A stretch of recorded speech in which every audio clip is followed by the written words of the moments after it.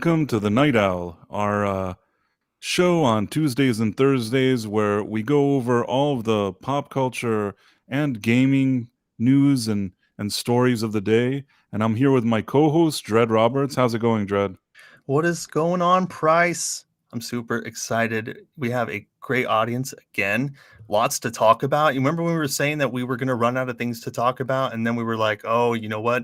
We might never run out of things to talk about. And it If seems this, we were right.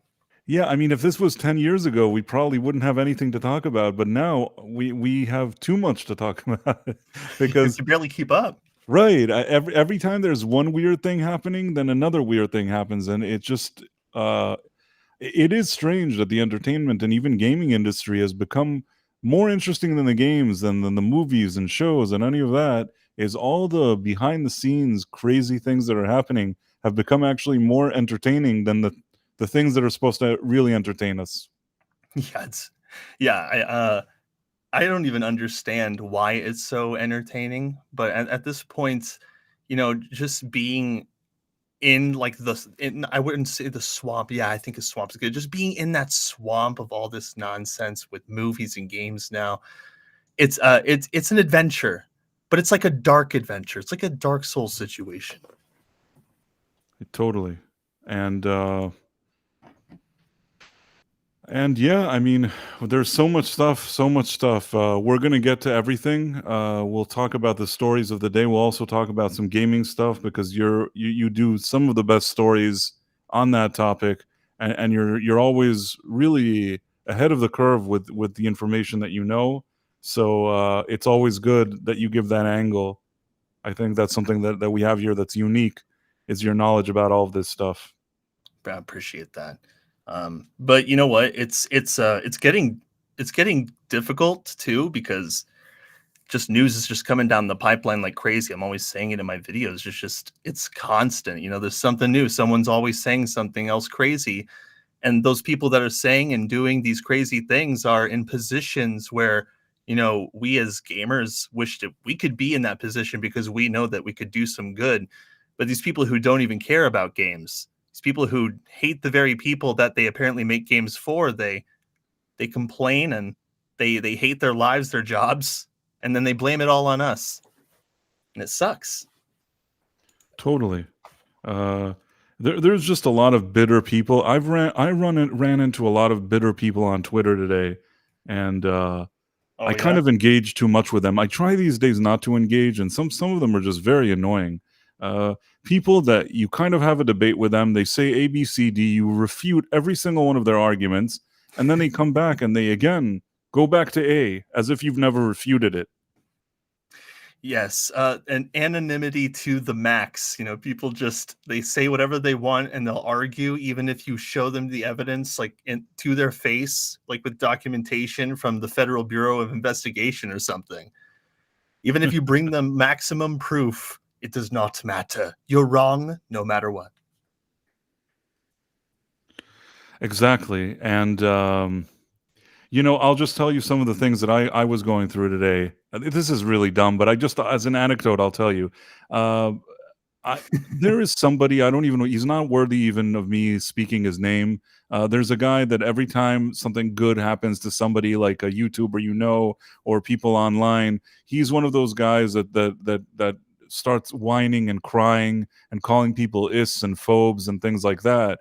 And basically, I explained there was something that he was talking about today, that Kathleen Kennedy wearing a Force is Female t-shirt years ago at an event, it had no significance. She just happened to be wearing it, which is such nonsense.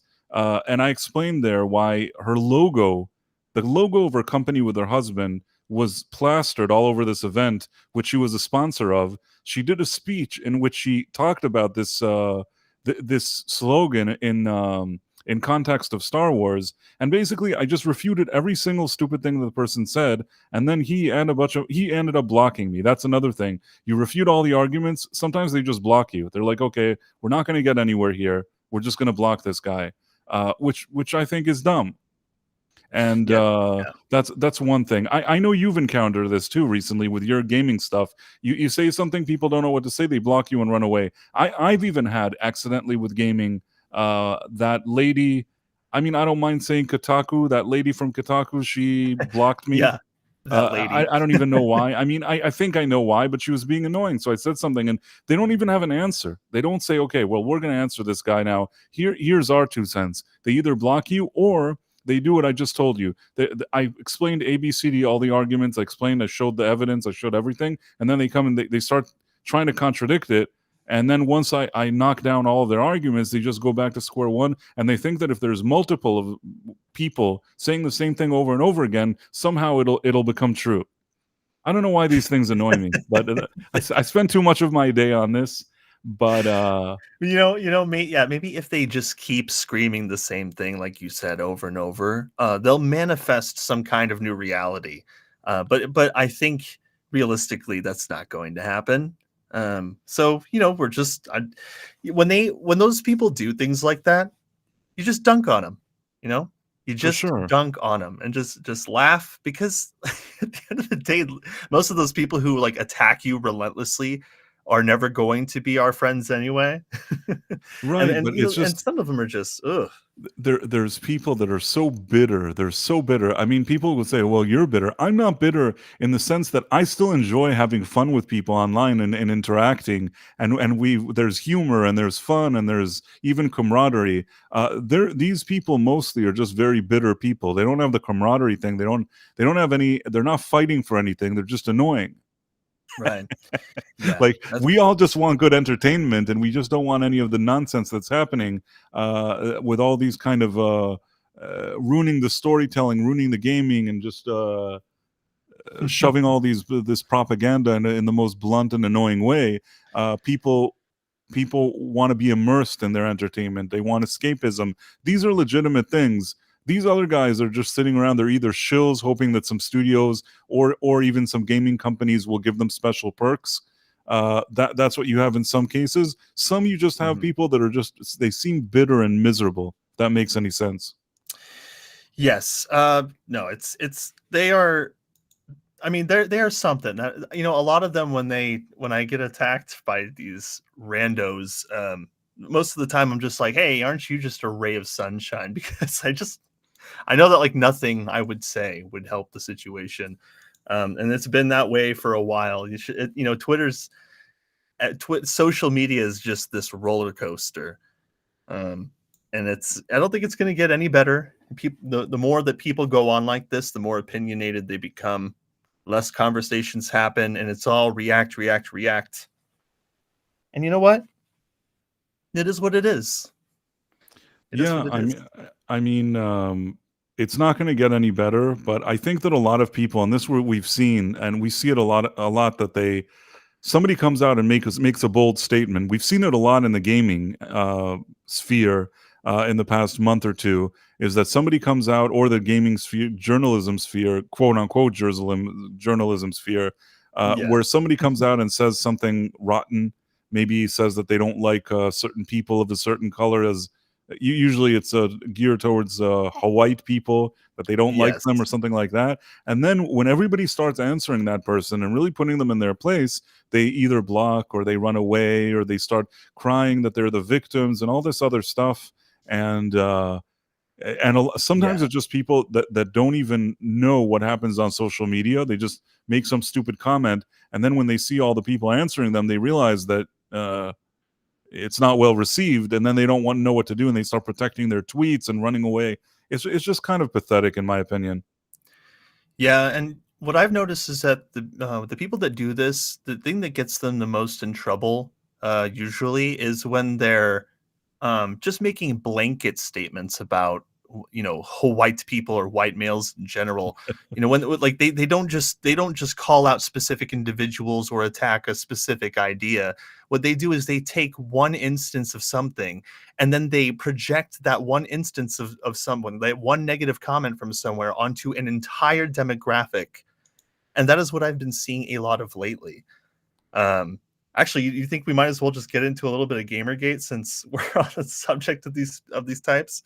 Yeah, I mean, let's get into it a bit. What's the latest thing? I watch your videos, but every time I've been on a few other streams, I feel like I've already probably missed another scandal. because it just keeps on coming one after the other, and it's becoming hard to keep up because there's so much crazy stuff happening all in every day. Yeah. It's unstoppable. Yeah, every single day. Remember, because I was just talking the other day about how a Ubisoft community manager was saying a bunch of racist, terrible things over the course of several years, and that person I ended up just disappearing completely. It said that they deleted their account, and I had proof of that.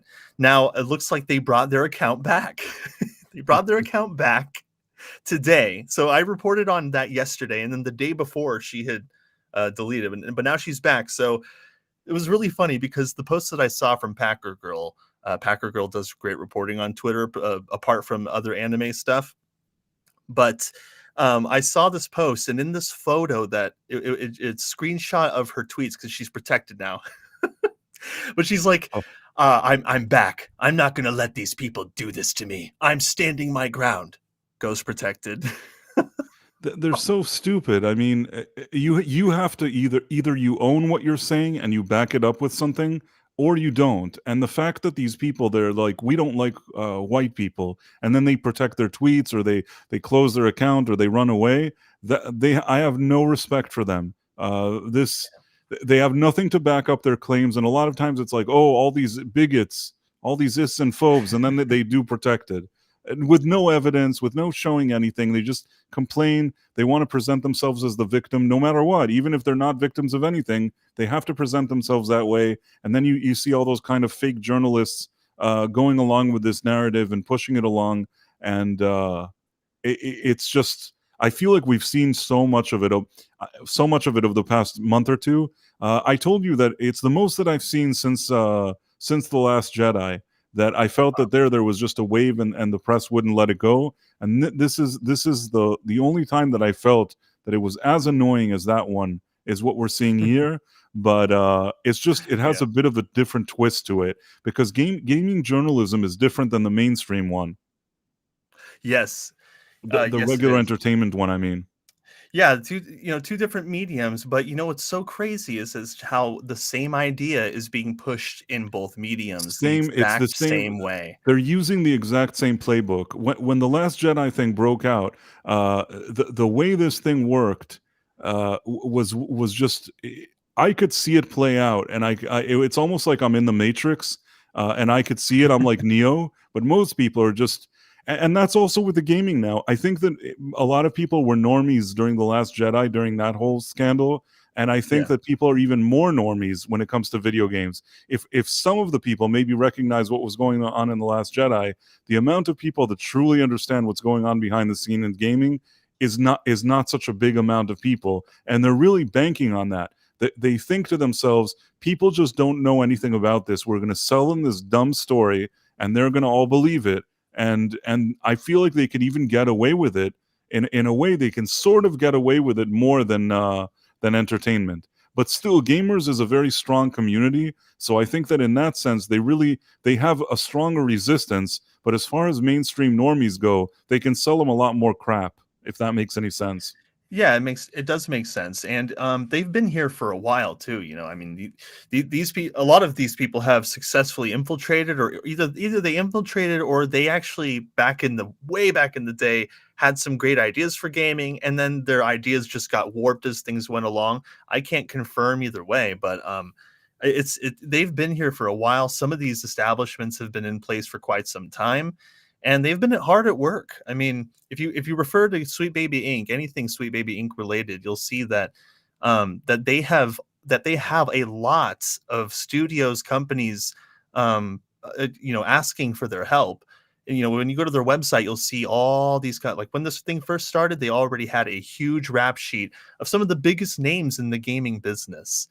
And so this has been going on for some time, and it's just starting to rear its head it's starting to manifest physically, where people can start to see the effects of Sweet Baby Inc.'s work in those games.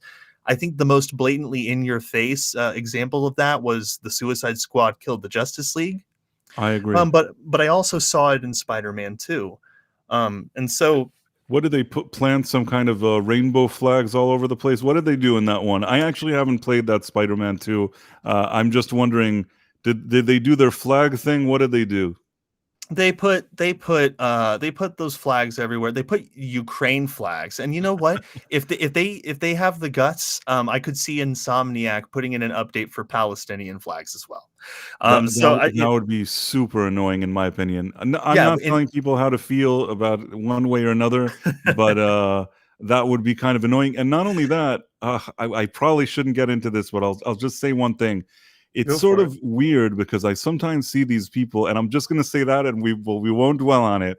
But a lot of times I see these activists, the one that get upset at me, the one with these kind of gaming journalism, these activists, and you look at their name or their bio, and they have different emojis. So they have all the flags, the very colorful rainbow style flags, the different kinds of flags, not even just one. And then at the end, they put that watermelon thing, which means it's like free. You know what I'm saying? It's Yeah. the watermelon is whoever supports Yeah, the thing that yes, they put. yeah. I've been seeing so much of that. Yeah, I finally got context this morning about the watermelon, and it's just so silly, man. Like, just like, you really want to represent it that bad? Let's do the secret coded emoji. Like, come on. The thing is, though, is that the part that's a conflict of interest is that I don't think that those first flags that they put on before the watermelon, if they actually went to that place and they told everybody that they like those flags and that's what they are, Mhm. I don't think that the watermelon people would be embracing them. Yeah, look, I've been in the military. I've been overseas in that area, and like, half of these people have never stepped foot outside of their own homes, their hometowns. They've never left the United States. They make They all don't these know vast. anything. They just jump on the bandwagon, and the proof is in the pudding. Just look at their flags. Like Price said, they're contradicting each other, because you have one flag that's like this, and then, if they went over to that area trying to carry that flag around, what do you think would happen? Yeah, Terrible I mean, things. it's places. They're basically they love places that absolutely would not embrace what it is that they stand for, and and it's like you said, it really stems from the fact that most people, they don't really have an understanding of what happens in all these places. I personally, uh, I have more understanding about what happens there, and as opposed to that, I have less understanding of what happens in the Ukraine. That's why most of the time I don't talk about the Ukraine. Not because I think one way or another. I'm just not sure. That's the thing. I don't live there. I don't really know, and it seems complicated and in a way that I don't fully grasp. Yeah. I usually stay out of it. And that everybody wants to get involved in some kind of conflict that they don't understand much about. It's kind of annoying, but that's just my personal opinion. I'm not trying to tell people how to feel one way or another. I'm just Mhm. saying just my personal thoughts that I think people aren't very well educated about it. This has become a very kind of TikTok social media nonsense with a lot of people that have conflicts of interests with what they're even saying that they believe in.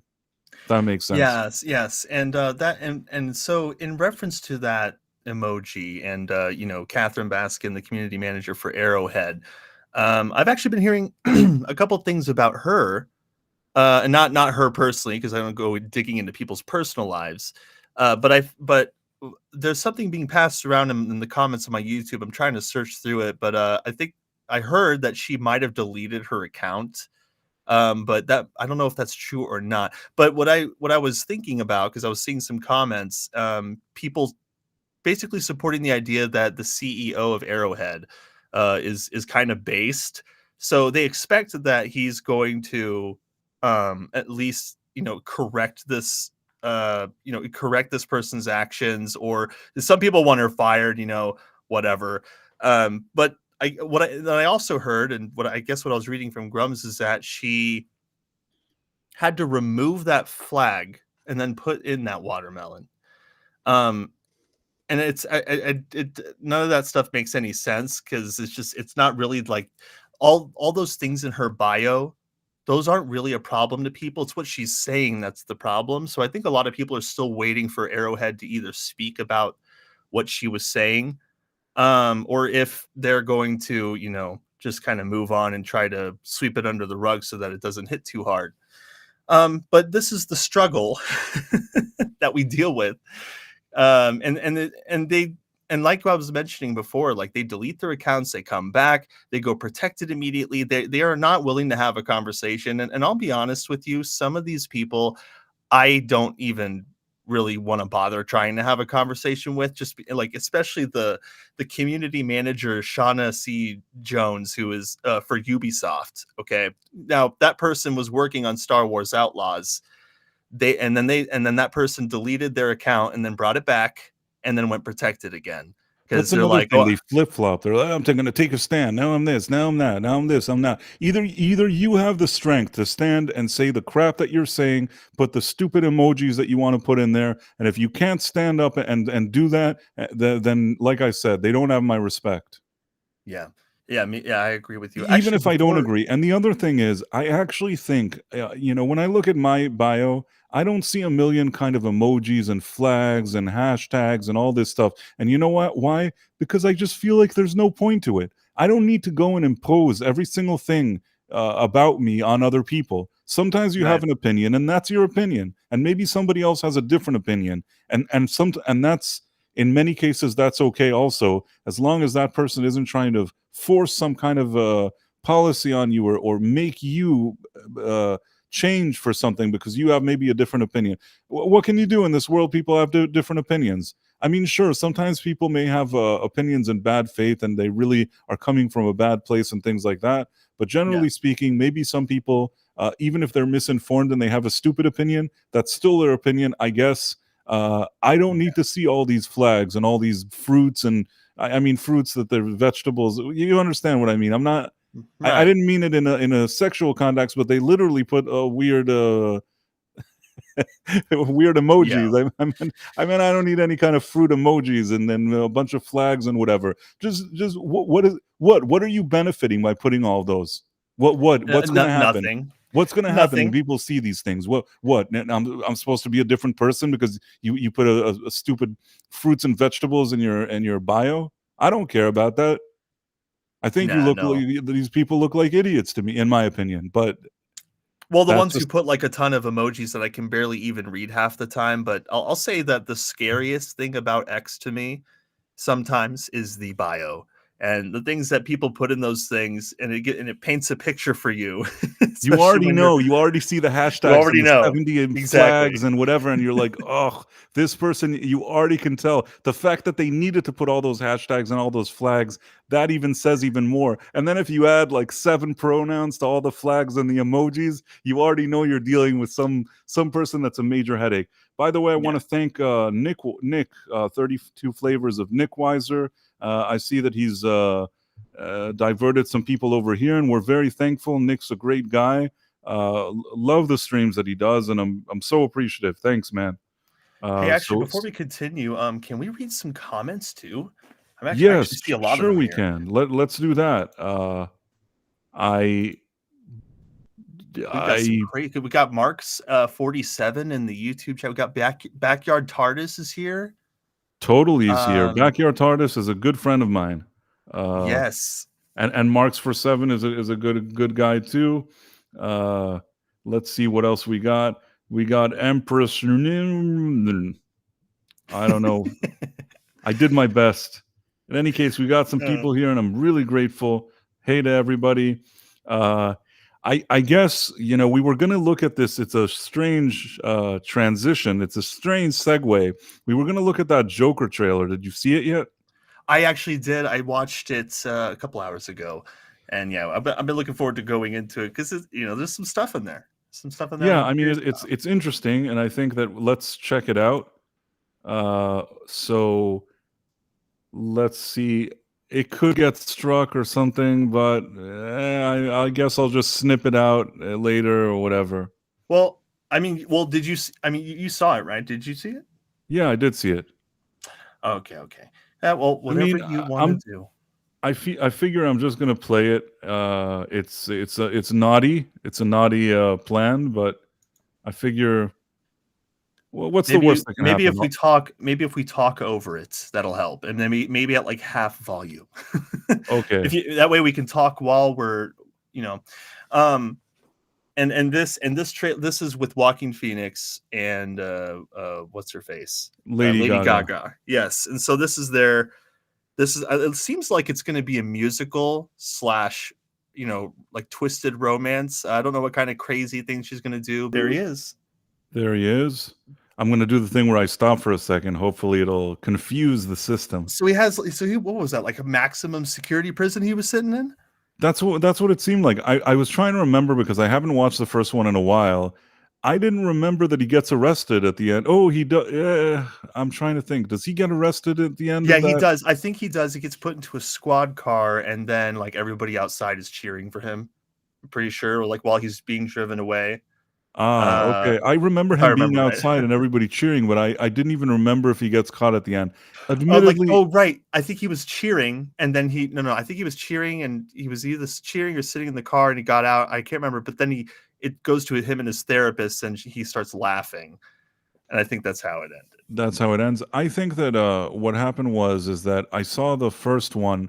To be honest, I only saw it once. I liked what I saw. I thought it was a good movie, but for some reason, it wasn't a movie that I felt like watching a million times, and I don't know why.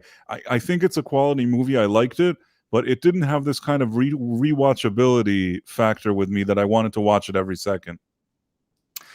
Yeah. And then I guess he's walking out and he sees I guess it's supposed to be Harley Quinn, Lady Gaga. Yes. So, what's interesting about this is Reuse music. what's interesting about this is that they're going to have they're going to show things from his perspective and her perspective. But if you remember the first movie, his perspective wasn't always reliable because Right. there were things that he thought were happening that they were completely not happening at all. And it Like was all in his he head. thought he was in a relationship with that woman or something, and I think he wasn't in a relationship with her at all. Yeah, she was like freaked out. Right. So So it's going to be interesting, like what just turns out to be true and what and sing, And but it's not and it's not we're I'm not sure that he's gonna be dropping, Johnny Cash singles as the Joker this time around, so maybe we'll get a more jokery singing voice. maybe. Yeah, he won't be able to get away with that low Johnny Cash thing. I could get away with it, but actually, on Friday nights, I usually am on a karaoke stream with CC Karaoke, that people Oh, know, and, sometimes I sing Johnny Cash there, so there's that.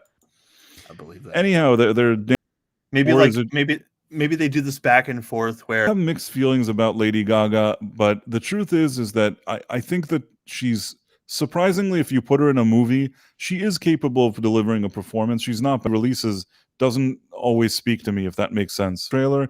Also, it's a trailer. A lot of times, like we saw those Bad Boys for Life, you saw, you could tell the whole movie from that trailer. In this trailer, you're not even sure what you're looking at. yeah, In a you're good not way. I sure. mean, at least it's mysterious. They didn't. I can't say that they gave anything away. I didn't watch this knowing exactly what this movie is about. I don't know anything, and all I can do is hope that there's some interesting and cool idea here. I think that they did an interesting job with the first one, and I really hope that Todd Phillips has some good ideas for the second one. Yeah, what I noticed about his first movie is that he really loved and to tackle. That was his goal, to tackle, PTSD, mental illness, child abuse, and all this other stuff. And I wonder if he's going to either expand on that or if he's going to go in the direction of Stockholm syndrome. Since Harley Quinn's in this movie, I imagine that they would touch on Stockholm syndrome and abusive relationships, and maybe they'll expand on Arthur's mental illness, where he's got so much wrong with him, and he's not even a reliable narrator since he betrays the audience several times in the first movie. And even in the way I'm talking about this, one thing that I like about these movies is that they're an artistic, off-key take on the classic Joker, because it's not the classic Joker. It's Todd No, Phillips's take on the Joker. it's kind Um, of like he tried to do a Scorsese style movie with the Joker, the first one, even though Right. Scorsese doesn't like his movie or whatever it is, or I don't remember now if he does or doesn't. But now that I Yeah. think about it, maybe he did like that movie, but it doesn't matter. The bottom line is that he made a kind of Scorsese style. It was like a marriage between the king. Is it the King of New York? What is that? They're the one that he's a stand-up comedian, Robert De Niro, and Taxi Driver, Yeah. sort of. Yeah. So yeah, about Arthur actually, as a character. The one of the, no, actually, about the Joker as an entity for this movie. The one thing that I think is this movie's flaw, because it has great writing, great storytelling, all sorts of cool things. The problem I have with it is that it's a Joker movie, because when you have this Wayne existence, where you've got Thomas Wayne, you've got Wayne Enterprises. So you in your head while you're watching this movie, you have this thought of like, well, Batman could exist in this realm, and maybe Batman might show up. And I'm not saying everybody thinks that way, but I think because of that, I've always had it in the back of my mind watching the movie and this trailer. It's just like, I wonder if Batman is ever going to show up. But I don't think he ever is, because it's like it's the Joker's take anyway. But I think that because of that, it kind of keeps me from fully immersing into it, because I know that the reality is that we're probably not going to see a Joker version of Batman, or at least this universe's version of Batman. And so I wonder if it was called anything else but Joker, and maybe alluded to it, maybe it would be like a perfect movie. But I also understand why it's like a really good movie, because it's a take on the Joker. So there's like a little bit of internal struggle there with me, Oh, I and so also it tempers my expectations. I also want to say that I want to acknowledge that there's another raid going on. Oh, Gooch from Diabolical Souls has sent us some people. Uh, hey guys, just saw some of these great people just recently. We were talking about Scavenger's Reign on his channel, and oh, now we're all here. And thanks for coming by. We're really excited. wow, Vex Electronica is in the chat, which is always great, yes, and yeah. Let me she's read some probably of going to these. fall asleep Raid. in 1 minute. Yep, yep. She has to stay awake for this stuff. The King of Comedy. Oh no, Stephen Max said the King of Comedy. Jay I Goodwin said the said King of New York was the king of comedy. He's right, but the idea was the same kind of idea, and it had a very much old school Scorsese type of feel. That movie, I liked it for whatever it was, yeah, but this one, I'm sort of on the fence about. I think that the idea of a music, eh, okay, I'll say from the trailer, it doesn't look like it's going to be show tunes. I don't think it's going to be a musical in the sense that they're just going to be singing all their dialogue and dancing and doing this kind of Broadway style show tunes. And I'm thankful that it doesn't look like that's what it's going to be. At the same time, what is it going to be? If they're singing too much and there's too much singing and dancing, it's going to start to annoy me. So what as I long as think. they don't overdo it. Oh yeah, I agree. Yeah, I'm worried about that. I'm worried about them overdoing certain, just going kind of like over the top to try and top the first movie. But I don't know. Maybe they won't. It doesn't. It looks like a really good movie. Okay, I think it'll still be like a really successful movie I, no matter what. I think it's going to be successful, but the idea of how well it's going to do in the worldwide box office has a lot to Mm, do with if it's going to be good, word of mouth. If they go to it and it's some stinker and they're just singing all the time, that may be a problem. I'm hopeful. I'm really hopeful that the guy isn't just going to do some annoying. I was thinking, oh, it's a cash grab. He'll bring Lady Gaga to sing songs or whatever. I really hope that's not the case.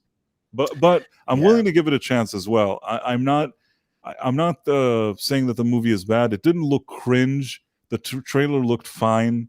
I'll give yeah, it a chance when it comes out. It comes out in October. Trailer doesn't really say much, anyways. We just see a bunch of weird things. They're which is almost good. dreamlike. Yeah, which is good. Oh yeah, Yeah, dreamlike. Yeah, but which is good, because you don't want them to spoil the movie for you. yeah. If somebody also wrote here, Jay Goodwin, it'll just be a hallucination of Joker. Totally could be a hallucination. Yeah, Uh, I could actually see them taking a stroll down crazy lane with just giving us a montage of just reality and fiction just being blurred.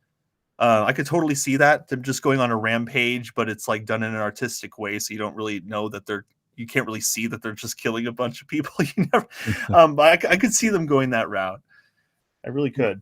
By the way, I forgot, if you guys aren't subscribed to Dread Roberts, you guys should subscribe to him, whether it's on Rumble or any other platform. You should totally check out. He's everywhere, and he does great reporting, especially everything that's going on with GamerGate. So if you're not familiar with him and you get a chance, you should totally follow him. And the next thing, this is something that actually was interesting, and I think I don't know if people talked about it or not, but I actually wanted to just briefly bring it up, and I just thought about it now. So basically, let me see if I can pull up this article. The suspense. Maybe people did talk about it, but you know what? I'm going to do it anyways. Hey, Gooch, what's up, man? Gooch is a good guy. He's I can't remember what episode of Scavenger Rain we're doing, but he sure is a nice guy. Cannoli Sasquatch is a nice guy too. Those are my friends. That was almost an inside joke. They know what I'm talking about. You didn't see the video, Dread. You were mentioned in it as well. People have been watching it and laughing. I'm laughing at my lack of involvement. That's all I'm laughing at. Well, you're semi-involved because I mentioned you in the video that's kind of funny. Oh, sick. That sounds I'll explain it to you in a second, but let's see if I can share the screen that I wanted to. Top Gun Maverick. Copyright lawsuit dismissed. Also, your prod, hello, thank you. Oh, and we got another chatter in Rumble. Charles 808F. Oh, never mind. Don't click. What's the secret? This is really interesting. Like new toys. I don't know if you knew this. There was a copyright lawsuit against Paramount that could have been a real issue for them, with a lot of money lost. That somebody sued them regarding Top Gun Maverick, and it turns out that the lawsuit was dismissed. And I don't know. I just I actually thought, I was surprised that it ended this way. I thought that they would have a more difficult time. But oh my goodness. Well, so who's okay? So Paramount prevails against the heirs of Ehud Yoneh, the writer behind the original Top Gun's article about the okay, apparently what happened is that years ago in 1984, somebody wrote an article about pilots at a base that are kind of cocky, and I don't know what they do. And they had a few names, kind of funny names. One was a bear, one is a thing. I don't remember now. In any case, they had a few names, and they're kind of cocky and arrogant or whatever it is. He talks about some pilots on a base, and he releases an article. Now, Jerry Bruckheimer, I guess, or whoever, Tony Scott and whoever made that movie, they somehow, when they saw that article, they suddenly started thinking, why don't we do a movie about cocky pilots in the Navy or whatever it is? So they basically bought the rights to the article. They said they bought the rights to the article. I guess they cut a check to that guy. And apparently, when they made the movie Top Gun, they credited him in some way. I don't think they even said story or anything. They gave him maybe something like a suggested buy credit or something like that. Now, what happened is that when they made Top Gun Maverick, the family claimed that they did it outside the scope of when they still had the rights to that article. So without the rights to the article, they can't do Maverick because he wrote about a base and pilots. But this is where I actually was surprised by Paramount, because I didn't really know what their strategy would be. Their strategy was like, hey, Top Gun Maverick has nothing to do with that article. It doesn't have it's nothing. We don't owe anybody anything. Screw that. And that's a very strange strategy, because if initially they paid money and they actually put credit in the first movie, sort of basically suggesting that they never even needed to buy the article, and they never needed to give anybody credit, and that his heirs can go screw themselves, is a strange legal strategy. I thought that they would just cut them a check, even for a few $1 million, and make them go away. Now, it could be that prior to this strategy, they actually tried paying them off, and it was unsuccessful. And maybe they thought that they had a big case, and they thought they're going to make $100 million here or more. But at the end, what happened is that the judge threw the whole thing out, and these heirs are left with nothing. He basically accepted Paramount's version of events, that they don't need the article, and they don't need these people, and they don't need to pay anybody, which I'm surprised. And now these guys are going to appeal, and they're going to try to reverse the decision and make it so that they do get money. And really curious to see how it plays out, because it's kind of a strange lawsuit. Well, so what was your like full expectation with what did you think that the judge would have done outside of the strangeness? I personally thought that prior to this trial, they would say that they settled. Paramount would cut him. I thought Paramount would do two things. One, cut him a check for some millions of dollars, even if they had to give him $10 million or whatever it is. Just cut them a check, and then say also when they do the check in the contract, they put in a clause that says you're getting $10 million, and we never see your faces again. We never want to hear from you. Mm. You don't have any rights. You have nothing. We never want to see you in our offices. And they give them a check and they go away. And probably those heirs that just wanted a few dollars would take the money and run.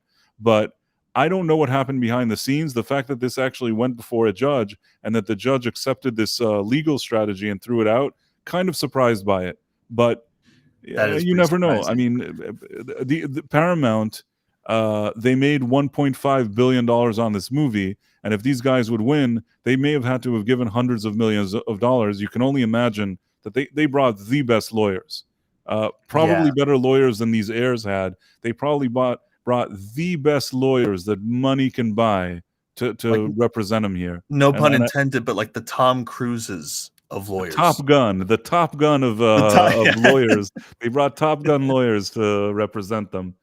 But that's funny, Jay man. Goodwin.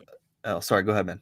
I'm just saying Jay Goodwin here in the chat is saying Paramount should do the same thing with Star Trek. It's not like anything they do remotely resembles the original work. It's true. It's true. Actually, Star Trek is so detached from what Star Trek is these days that I don't know. I know they have some problems with rights and Kurtzman and what Kurtzman has and doesn't have. But I think they should unload Kurtzman and all of his crap, and they don't need him and they don't need his crap. But that's just my opinion.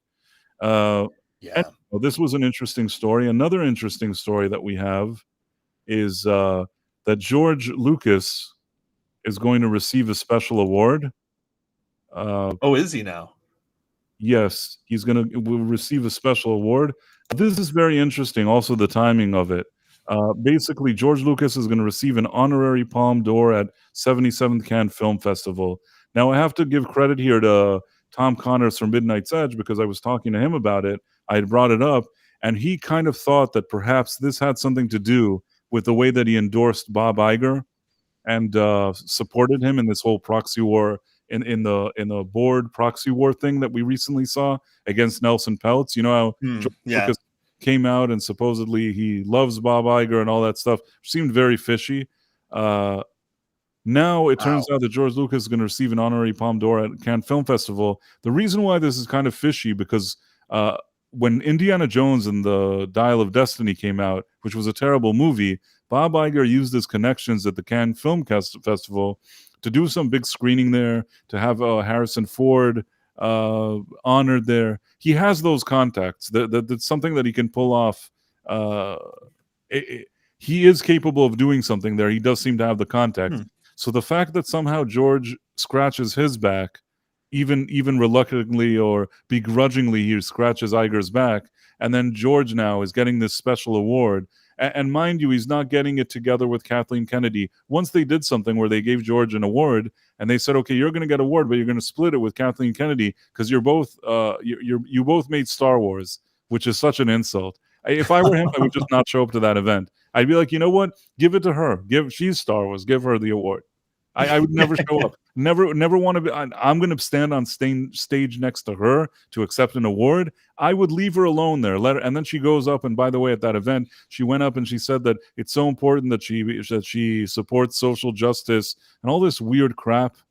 I mean, she's so predictable at this point and annoying. So at least in this case, they're not saying he's sharing it with Kathleen Kennedy. They just want to give him this award. I will say that it's so weird to see George just taking a stance against the OG fandom. I mean, that was just such a shocker, but to me at least, because just seeing that everything that Bob has done with Star Wars and the overwhelmingly negative reception, to see that, like, to be George, you could not avoid something like that. You will hear or see something about it if you're George, because it's just such a huge, overwhelming situation where fans across the globe are speaking out against this crap new sequel trilogy branch off stuff on Disney Plus, all the new sequels, and everything that Star Wars puts out, or that Disney puts out for Star Wars, is just ratioed into complete oblivion. Totally. And George just coming out and being like, no, Bob's great. I don't know if it's just a lack of attentiveness, or if it really is an attempt to save face somewhere along the lines there. I don't know what happens behind the scenes, but I don't think it's saving face. I think that, and this I have to give credit to Valiant Renegade, who immediately made the connection. George Lucas's current wife, she sits on the board of J.P. Morgan Chase, along with Jamie Dimon, who I think is the executive chairman or whatever, the CEO, whatever he is. And they're all in the same kind of clique. They're all friends, and they also all share the same politics. And I'm sure that after Bob Iger positioned Nelson Peltz as the Orange Man bad candidate that wants to bring the Orange Man into entertainment or whatever it is, you know what I'm trying to say, that they tried to position it that way, that a very, very political position. They spoke very negatively about him, and they also kind of wanted to push this narrative that if he's in charge, it'll cause such, or if he has any kind of victory here, there's going to cause so much instability with the stock that people that have stock are going to lose so much money. And I guess between his wife and between the political angle, I think that George, either he reluctantly did it, and let Disney write whatever his statement was. And it could be that also, in order to swallow this bitter pill, Bob Iger called him up or whatever it is and said, hey, George, you know what? We're going to do this nice ceremony for you. You're George Lucas. We're all. I'm going to go to the ceremony. When you get your awards, I'll stand there and clap, and I'll say that you're the best thing that ever happened. That you're Star Wars. You're the real Star Wars. I'll stand there and clap for you. How does that sound, George? And then George is like, yeah, okay, well, whatever. And his wife convinced him, and I don't know what. They say I'm not saying that his health is bad or something, but the guy isn't getting any younger. And especially when you're not getting any younger, you want to receive this kind of awards. Personally, I couldn't care less about the Cannes Film Festival, but it's sort of a snooty thing. It's sort of it's like a snooty feather in your cap that later in your biography they can write, well, he did this and this, and in 2024 he won the Palme d'Or of the Year, Cannes Film Festival, whatever that award is called, and they can make French noises and sounds, and it sounds very sophisticated and snooty, and it's a nice way to sort of wrap up his career.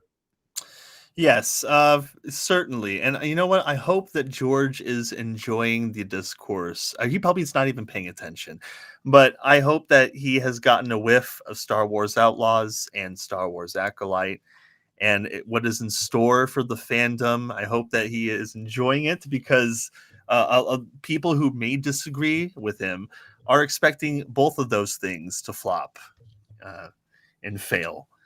And I'll tell you what, you were talking about the Acolyte, and what's interesting is that, let me see if I can find, I hope I didn't lose it. Where was this? We had more news about Acolyte today, didn't we? Yeah, they put out some terrible pictures, the most cringy pictures ever. Oh, and no. I think I found them, so I wanted to share them. And here we go. Let's see if I can share this thing. I don't want to. No, just kidding. Go ahead. No, you don't want to see it, but what can I do? Let's share this tab instead. Do you see it? I do. Oh. So this is, I guess, the main girl boss of the new show. Holy crap. It's like, I don't know. She doesn't even look like a Star Wars character. It looks like it's from a different series. This looks like a CW show. This doesn't look like Star Wars. This looks like Batwoman. Yeah, this looks like a spinoff of Rebel Moon. It could be a spinoff of Rebel Moon. I can't believe I'm going to say this. I think that Rebel Moon is probably going to look better than this. I feel like this is worse than Rebel Moon. Oh, I don't know no. why. That's quite the claim, but you know what? I wouldn't, dude. Crazier things have happened. Okay, So like that movie was so bad. Rebel Moon was just bad, but I don't think that there's going to be anything as bad as the Acolyte. You know, I could be wrong, but I'm not expecting this. this is Oof. totally Mikey Spock. This is totally that. This is Star Trek Discovery. Yes, it's a cross between Batwoman and Star Trek Discovery. There's something just so cringy about this. This doesn't feel like Star Wars to me. Uh, Jupiter it's not Ascending just, too. and I know some people would say, "Oh, you just don't like seeing diversity," blah blah blah blah. But the thing is that first of all, there's way too many girl boss women in this Star Wars universe. When I say too many, it's not that there's a healthy balance between men and women who are cool and strong characters, whatever you want to call it. You just have a bunch of girl boss women that are just walking around and they're always the best. And this one, just from this picture, looks that way. And I think that that's a Yeah, symptom that you also have with Mikey Spock and all that other stuff. yeah. So definitely has that cringe factor. This Let's is look at what Disney another photo. does. And as a reminder, the reason that people are expecting Acolyte to be more of the same from Disney is because everything that Disney's pushed out so far has been the same. Now, So this is another picture. I mean, I suppose the Asian guy could have been something, but somehow the way he's dressed and that other alien next to him, I don't yeah, know what to tell you, man. It looks more again cross between CW and Star Trek Discovery. I'm There trying to. That's kind of a weird Jedi outfit. I don't know. it I does. maybe It I've looks seen that. it I looks don't know. very lame. He looks like he looks like I'm trying to Looks find like a way Little to White Riding Hood. Like he's about to yeah. deliver some apples to grandma. That's what he looks I like. feel I feel like exactly he's like a cosplayer at Knott's Berry Farm or something. Or something along those lines. I don't know how else to describe I this think guy. this. I And think I've been there. So I feel bad for the guy. I can tell on his face that he knows this is a stinker. Just by looking in his face, I can tell. He oh knows. man. Well, Uh, apparently the one on the left is from past Star Wars content. I just can't remember where it started, but apparently she's been or her character has been in previous Star. I think either probably animated content. But so I actually read something interesting about. I don't know if you read the same thing, Price, but they actually said something about this character. The media basically said that this character, according to the creator, I think Leslie Headland said this. She said that this girl boss, well, she doesn't say girl boss, I'm saying it's a girl boss, but this lady has been through some stuff, as she says, and she's ugh. not the same person, the same uplifting, lighthearted, caring person that she was back then. Now she's different. Well, I don't know what to tell you. I maybe she's a self-insert for Leslie Headland herself, who herself used to be different, as I have told you a few times, or one time at least on this stream. Uh, If you know, you know. but this looks like the new Leslie Headland rather than the old one. But Yeah. Well, uh, in the trailers, oh yeah, we got Carrie Ann Moss here. So in the trailers, it's just even the camera work, the combat, the choreography just looks very CW.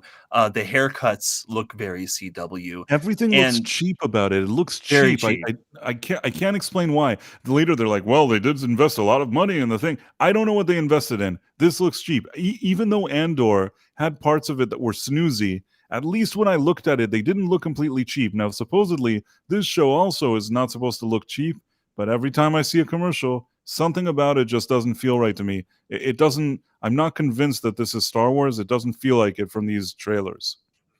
Yeah, and we've got Carrie Ann Moss here for who they said she said that her character is very much like Trinity. Right. She Um, s- she said that. Listen, I like The Matrix, the first movie. The second and third, I can kind of take them or leave them. As far as I'm concerned, The Matrix it could have been a great standalone movie. Really didn't need those sequels. Somehow I can put up with them, although they don't really do anything for me. But I can put up the two and three. The fourth one is a joke, and I generally like her, and I like her in that first Matrix movie. I think she's great. in the first Matrix movie. Yeah. And generally, I mean, she's also in Memento, which is also a movie that I like, and she's an actress that I'm fond of. I don't dislike this actress at all. And Yeah. with all of that being said, this isn't going to be the first thing on her resume. She's not going to when she polishes her resume. I don't think this is the first thing that's going to be on it. I think that one day when you look back at her career, this will not be the thing that everybody remembers her for. This is something that she's getting paid to do, and you can file it under her being a good sport, collecting money, running to the bank, running like Trinity. You know, when she jumps from building to building, she's jumping from building to building straight into a Wells Fargo to deposit her check, and that's the face she's making here. She's thinking, I'm getting paid. I'm going to run to the bank before it closes, and I'm going to deposit that check. That's this face. Yeah, well, I certainly hope that Leslie Headland is smarter than a lot of people give her credit for. I hope that she gives us a bait and switch, and that Carrie-Anne Moss's character just gets pwned somehow, and then it turns out her husband, Keanu Reeves, is now a Jedi and has to take her place as that master. Because I think if I had to choose one of the two Matrix characters, I would have chosen Keanu Reeves to be a Jedi. And I'm sure he would have done it too. So I think that this was a missed opportunity. Because if you can get Carrie-Anne Moss to do it, why couldn't you get Keanu Reeves to do it?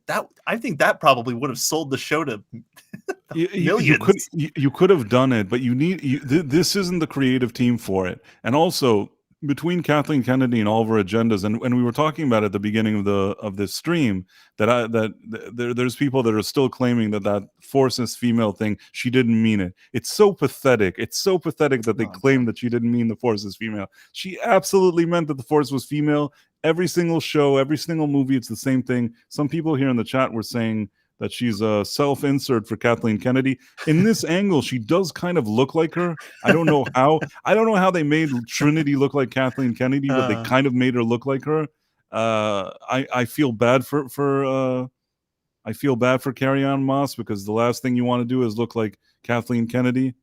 Yeah, you know this, like, and I'm just so sick of seeing not just Kathleen Kennedy inserts, which, yeah, I agree. I think that this is one of them. But I'm also just sick of seeing the oversaturation of all these, not just even women Jedi, but just so many Jedi. It just dilutes Luke's story even more and more. It just takes value away from the Jedi, because there's just so many of them, are just like so many Force users by the way, I don't know if they're still going to go with what's his face, Dave Filoni's version of what the Force is and how anybody can be a Jedi, anybody can be Force worthy. I wonder if that's going to be reflected here, and if they're going to continue on with that idea, because it seemed like something that they really they were really trying to push in the Ahsoka series. And so I'm curious about. I'm not curious in the sense that like I'm interested in the show, but I really just want to see if they'll continue to drop the ball incessantly. I don't see any kind of course correction. I think that Kathleen Kennedy, and it's important to say this, you have to understand, most people when they're maybe 67 years old, 60s, in their 60s, they retire. Kathleen Kennedy, instead of retiring in her 60s, she became the head of one of the biggest IPs ever in entertainment, if not the biggest one, and working for what was at the time arguably the biggest studio in the world and one of the biggest companies for entertainment. That is a strange time to sort of launch into this segment of your career, especially since you have no experience with science fiction, really, not a creative hands-on experience. Sure, she worked with Spielberg, she worked with George Lucas, but she's worked with them when they were the creative visionaries, and she was sort of, at best, a director of operations, which there's nothing wrong with being that. Some people like to say, oh, she would bring them coffee. Maybe at the beginning of the career, that's what she did do. I tend to think that over time, many of these kind of like Spielberg and maybe even Lucas, since they're sort of more creative and they don't always have time for the kind of cutthroat, being kind of letting go of people, hiring, firing, and stuff like that, I think she would do a lot of that for them. Maybe be kind of I don't want to say a bad word, but you know what I'm trying to say. She would be that kind of person that she does kind of the kind of more dirty work, maybe that they don't want to get involved in. And maybe she even did it okay based on how I see that she handled different things, like even Gina Carano. I would say maybe she's good at that kind of stuff, that type of maneuvering and getting rid of people and things like that. Maybe she's good at that, but she doesn't have the creative vision. And certainly, if she didn't have that creative vision for all these years, to think that in her late 60s and now she's 70 or whatever it is, that now she's going to be able to do Star Wars is just a joke. And the worst part of it is that she didn't even care. I mean, even all the time we say, oh, well, she'll get fired. What if they fire her? It doesn't matter if they fire her. If she never got this job, she'd have probably hundreds of millions of dollars in her bank account from all the years of working with Spielberg and her husband and all that stuff. And if they fire her now, she still has hundreds of millions. There's really nothing that can happen unless tomorrow something happens and all of her hundreds of millions of dollars have disappeared and she gets fired. There's really nothing that can happen. She is in a win-win situation. As much as we get annoyed, as much as we mock her, as much as we know that when South Park made fun of her and annoyed her and things like that, these are small victories. In the big picture, she did everything she wanted. She said she wanted to make the Force female. She wanted to change all of this, make it about seventh wave feminism and all these bitter ladies in space or whatever it is. She did exactly what she wanted. She accomplished all of her goals. Yeah. Yeah, and you can see all of her actions in the movies, everything that she was trying to do, and there is success there. I mean, she's still there; she's not gone. So I think we've talked about this before. We touched upon the idea that it's probably going to be a long time before anybody should make another Star Wars, maybe long after Kathleen Kennedy has gone away, because it doesn't look like anyone's going to be getting rid of her anytime soon. But I think just from this photo, that is proof in itself. And if you look at this photo right here, it looks like the Disney the Star Wars section of Disneyland.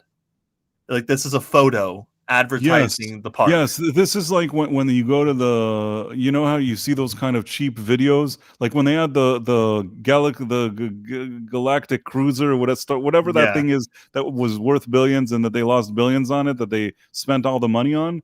And sometimes in the video you'd see them do Star Wars stuff. This looks like something from that video. I see there's so many lightsabers in this photo that there's an unintentional bunny ears going on with the Asian dude in the back. There's just so many lightsabers on screen. And there's something that looks cheap about them. They look like we bought them at Walmart. Yeah, they look like toys. You were playing with them in our backyard. They don't look like movie lightsabers. They look like one of the lightsabers that I've ordered from Saberforge. And by the way, I want to say that Backyard TARDIS is suggesting that perhaps Kennedy has naughty pictures of Bob Iger or something. I've heard this rumor before, but there's nothing I can find to suggest that it's true. Although, in Hollywood, you never know. One has to wonder why Bob Iger would continue to put up with this, even though I know he likes all this agenda peddling. He loves it. Even so, she just seems like she's a headache, even regardless of all of that. I mean, but who knows? I mean, I guess maybe Bob is into this kind of thing. Who knows? Well, he's certainly not stopping, but he keeps saying that he's going to. And so I don't know. But they're not in a good place. That's for certain. They're not in a good place. People are talking about Detroit style pizza. I'm so confused. I'm trying to wonder what is Detroit style pizza. I don't think I've ever had Detroit style pizza. Do you have any idea what happens in it? I mean, I know Chicago, that's the kind of thick pan thing. Yeah. New York is the thinner slices. That I've had all of that. Detroit, I'm not sure. I'm not sure what happens in Detroit. Yeah, I've never had that kind of pizza. But it is interesting they're talking about that. I don't understand it. That's hilarious. Also, I don't know how they got to talk about it, but I saw it in the comments and I had to comment on it. But no, this picture is a joke, just like this entire show. Was that the last one? That's the last one. Those are the 4. They dumped 4 today on their Twitter. Some of them I felt like I saw Yeah. at least from different angles from the trailer, but what do I know? I feel like they keep releasing the same 4, but they said, "Oh, 4 new pictures. It's a sneak peek. All new images." I don't know. These all look like the same crappy images I keep seeing over and over Yeah. again. This just hurt the show, honestly. Carrie Yeah, and I Moss, mean, honestly. they would be better off doing nothing. Just don't say anything. Quietly release it. Maybe somebody won't notice. That's their Yep. best strategy. Yeah. And don't forget, we're also getting Fallout tomorrow because they're gonna drop all the episodes at once. So Okay. something to do. And it's just something I just it was just a little reminder. No, it's good to know. But since we're on Star Wars, I wanted to talk a little bit about Outlaws. Outlaws, Um, yes. Isn't there a trailer? Is there something for that? What's going on with that? there is a trailer. We can actually watch that. I don't know if we'll get striked for it. I mean, we could try. What's the worst? The worst that can happen? We get a straw. I mean, I would like to, because a lot of the controversy surrounding this trailer, at least today, and it's something that I personally dealt with, was the face of the character and how they're masculinizing the model's face in game. It is not translated well, and also I think a lot of people have just lost faith in Ubisoft as a gaming studio.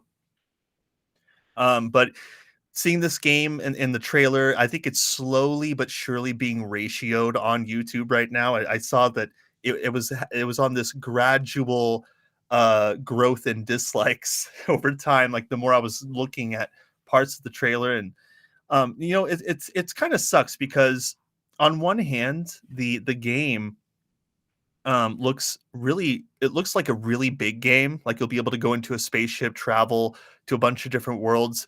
But Ubisoft is known for pushing out games that make very uninteresting, generally uninteresting side quests.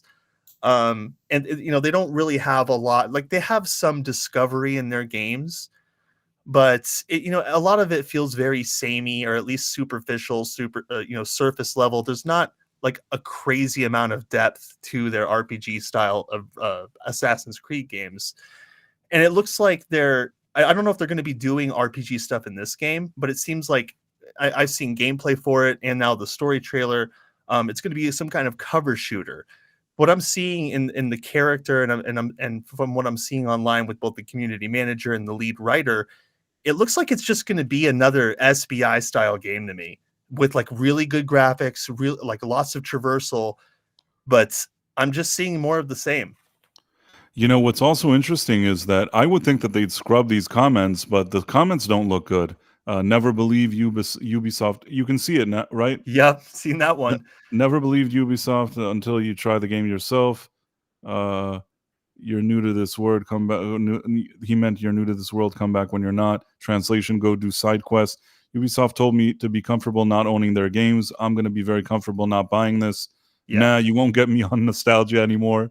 Remember, Yeah, notice they're not even talking about the chick. They're not even talking about what like the potential DEI in the game. All they're talking about is how Ubisoft sucks.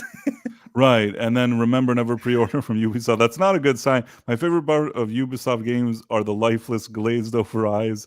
This is actually So funny. yeah, you'll see that in the trailer too. And this is something that I made a post on Twitter today that went like, I don't know, not like maybe semi-viral, I guess, if you could say like 100,000 seen it, but it got a lot of attention. And a lot of people said that it's like, well, all you did was take it out of context screenshot from the game. But the original point of my post, it said like, Ubisoft in 2014 was making very beautiful characters. They look like they put a lot of effort into their gaming animation. But in 2024, 10 years later, they're like their first huge open world Star Wars game, and their animations they can't even get right. The model to in-game character translation is just not there. Also, there's a very chiseled jaw, chin, masculine features. Some people are showing pictures like at some angles she looks good, but I'm telling you, like a lot of the gameplay, it looks like the facial animations aren't even fully complete. Her as a character, and like her face, or when she's talking, moving around her teeth and everything, it just looks so unnatural and almost AI like in some instances. I looked at it, and by the way, I saw your post. It was a great post, and I thought that I don't know why people were upset by it. I think that you really made your point there. Basically, you showed a picture in 2014. I'll find that post in a second, but just before I show the trailer, bro, the human protagonist looks more like an alien than the aliens. So at least somebody noticed that. Well, to be honest, when I saw her in certain parts of the trailer, you'll be able to see her in action right behind us. Powerful criminal organizations in the galaxy. Pikes, Crimson Dawn, Huts. It's a golden age for the underworld. The Empire gameplay, or are they just showing this kind of this is no. There's actually no story. You'll probably see more of her about the third way in, but quit. This is the story. It's an opportunity to make millions. So there she is, Ma'am Solo, I call her. Hey, fast. This is so annoying. Why do they make these characters? What is this? The underworld. They make her look so weird. you know, and it's not just this, but she looks like very Mass Effect Andromeda. We meet at last. What do you want? You know, to state the obvious, they don't. It's not a Sydney Sweeney type of situation, if you understand what I mean, with the body type. They always want to make it now that it's almost like looks like a dude to begin with.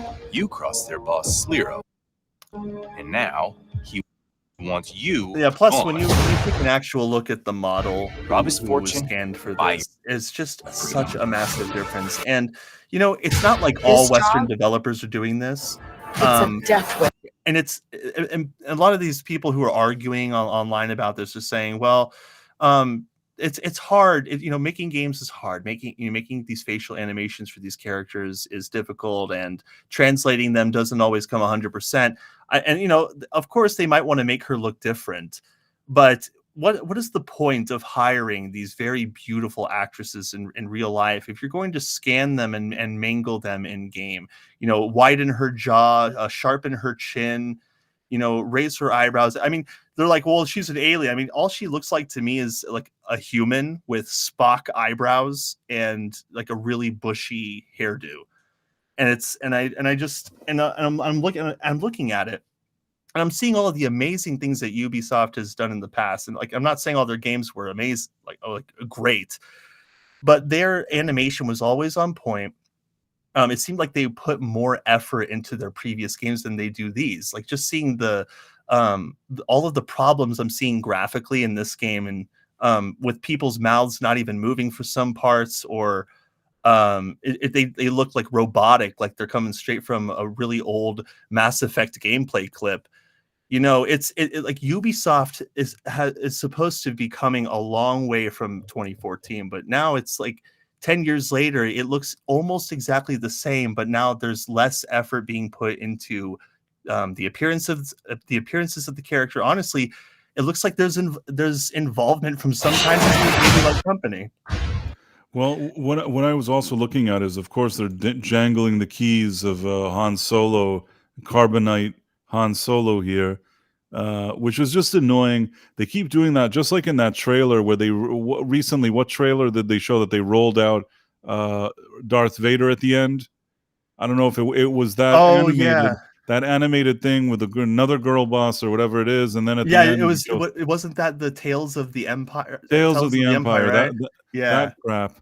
And now again here, it's like, oh, you like this game? You like this thing? Look, it's Han Solo. You like Han Solo, right? Yeah, I like him. Not in this stupid thing. This looks awful.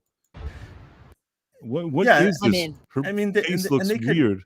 It does look weird. It doesn't look anything like the model. I'm sure it doesn't. I mean, these days in Hollywood, even when they bring a model that maybe even looks good, they want to make it look not good. They want it to look at the end that it's going to be bad. Die by your reputation. And it's a shame because it looks like there's actually, I mean, there's graphics here. There's people working on this game, and to put so much money into something at the end, it's like you're painting some kind of Renaissance picture, but then at the end, instead of putting this kind of cool figure, this kind of Renaissance era, some king or some prince or something, you kind of draw a stick figure. Yeah, and honestly, You want to survive? the gameplay doesn't look all that bad. Know the The players. gameplay itself, I like can't the even see experience- any gameplay. This looks all just like non-gameplay. No, this is not. No, there's actually a gameplay video that came out way before this that Okay. I've seen, but it looked like a cover shooter. The graphics actually look really good in the Java. gameplay. Right? Again, I- Java. It's like there's a Carbonite, there's Java. They're Don't just, try they're just anything? trying. Yeah, it's a I know. retreading of the OG content. Yes, Basically. and they now, keep I don't doing know how much. For about as long as I just can do remember. that every single thing over and over again. It's just And been yeah, I mean, what would be so difficult to just make a woman look like a woman? I mean, people would like that. People would like that. Why is this so difficult for them? I mean, I know the answer, but they're just annoying. They don't deserve to make any sales we from this. have They to deserve to to survive. not sell one copy. Just as a matter of principle. this job. They're is my one disrespectful. shot. Yes. Yeah, and it's not. And there's also the matter of But if just we're perception gonna pull outside this of just the off, video itself. The we way need that the the people from right Ubisoft have script. been treating gamers throughout this whole debacle is And just the right insane. With the person I was just reporting on the other day, just saying all horrible racist things over several years, and is apparently still working there. And then the lead writer going protected today, the lead writer of this game specifically. So there are a lot of expectations that this will be more of the same, more like it'll just be more Disney than Star Wars. It's not Look going how to. weird she looks. She looks so weird. Yeah, and she doesn't even look horrible in every single angle there is, but it's when you get like the full picture while you're watching this gameplay, just seeing like how her facial features are, it is very clear what they were doing, just giving her an extremely chiseled chin. Like the actress is just not at that point. And I so believe you. I mean, they just made her. And I have no other way other word to use here. They made her look ugly. This is just. they made her look up. Yeah, but like, and Look, the fact Stellar that Blade did it. Stellar Blade did it. How much money has gone into it? And imagine at the end they're like, well, she has to be ugly. Why? Why? Because you were one of I know, but like Yeah, it's not hunters impossible to now to perfectly win. translate an actress on the game. They did it with Stellar She's much Blade. That's the most connected than you let recent on to. example. They Yeah, did it with that actress. She looks Best nice. is And mixed in they the did it with game- Jedi Survivor. That actor was like almost photorealistic. It's like picture perfect. The outer And then ring is a Giancarlo dangerous Esposito, place. from Far Cry 6. There you go. Everyone is fighting for their piece It's not of the hard to do house. it. It's intentional. And the people who defend it, All look, I just want look at everything is else Star Wars has done. To You really live think it's free. going to be different now? You think this is going to save I'm Star gonna- Wars?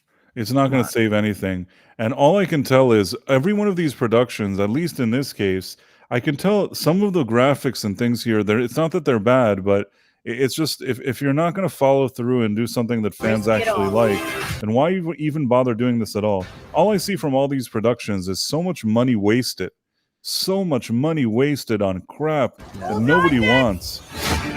Is she in the was that the Sarlacc pit? You mean like a literal Sarlacc? Yeah, I mean, was she now going into the Yeah, same looks uni- like she. Yep, looks like she was, and she's against Black Troopers too. Come on. How many things do you have to raid from the original? They had Jabba, they had Carbonite Han, and now this is going into the Sarlacc. That's so annoying. What were those? Those are the Sith troopers, right? The black suited troopers. Well, those are like the Empire special ops, right? I guess. I mean, it's Yeah. kind of dark, but yeah, it could be possible. And and her whole and by the way, the main character's motivation is exactly what you would expect out of a girl boss character. She just wants to be free. And I get that can be a hero's theme, but look, you really think people who are playing the first Ubisoft ever Star Wars game want to play as this this scrawny, chisel-chinned chick? I certainly don't, and I do think that she is an unattractive character in it, and she looks as unattractive as other female characters in past video games. Like it's so easy to tell that it's a mistranslated scan, but the way that you look at the actress in real life, and it's like, well, they're making her ugly because bounty hunters, I've seen that argument too. Other bounty hunters are ugly, so it's okay to make this person ugly. Or she's an alien, so she doesn't have to be attractive. Like, dude, you're going to be playing as this character for hours upon hours upon hours. Why would you want to play as an ugly character scanned from a beautiful actress? That doesn't make any sense. Hold on one second. Let me see for a second.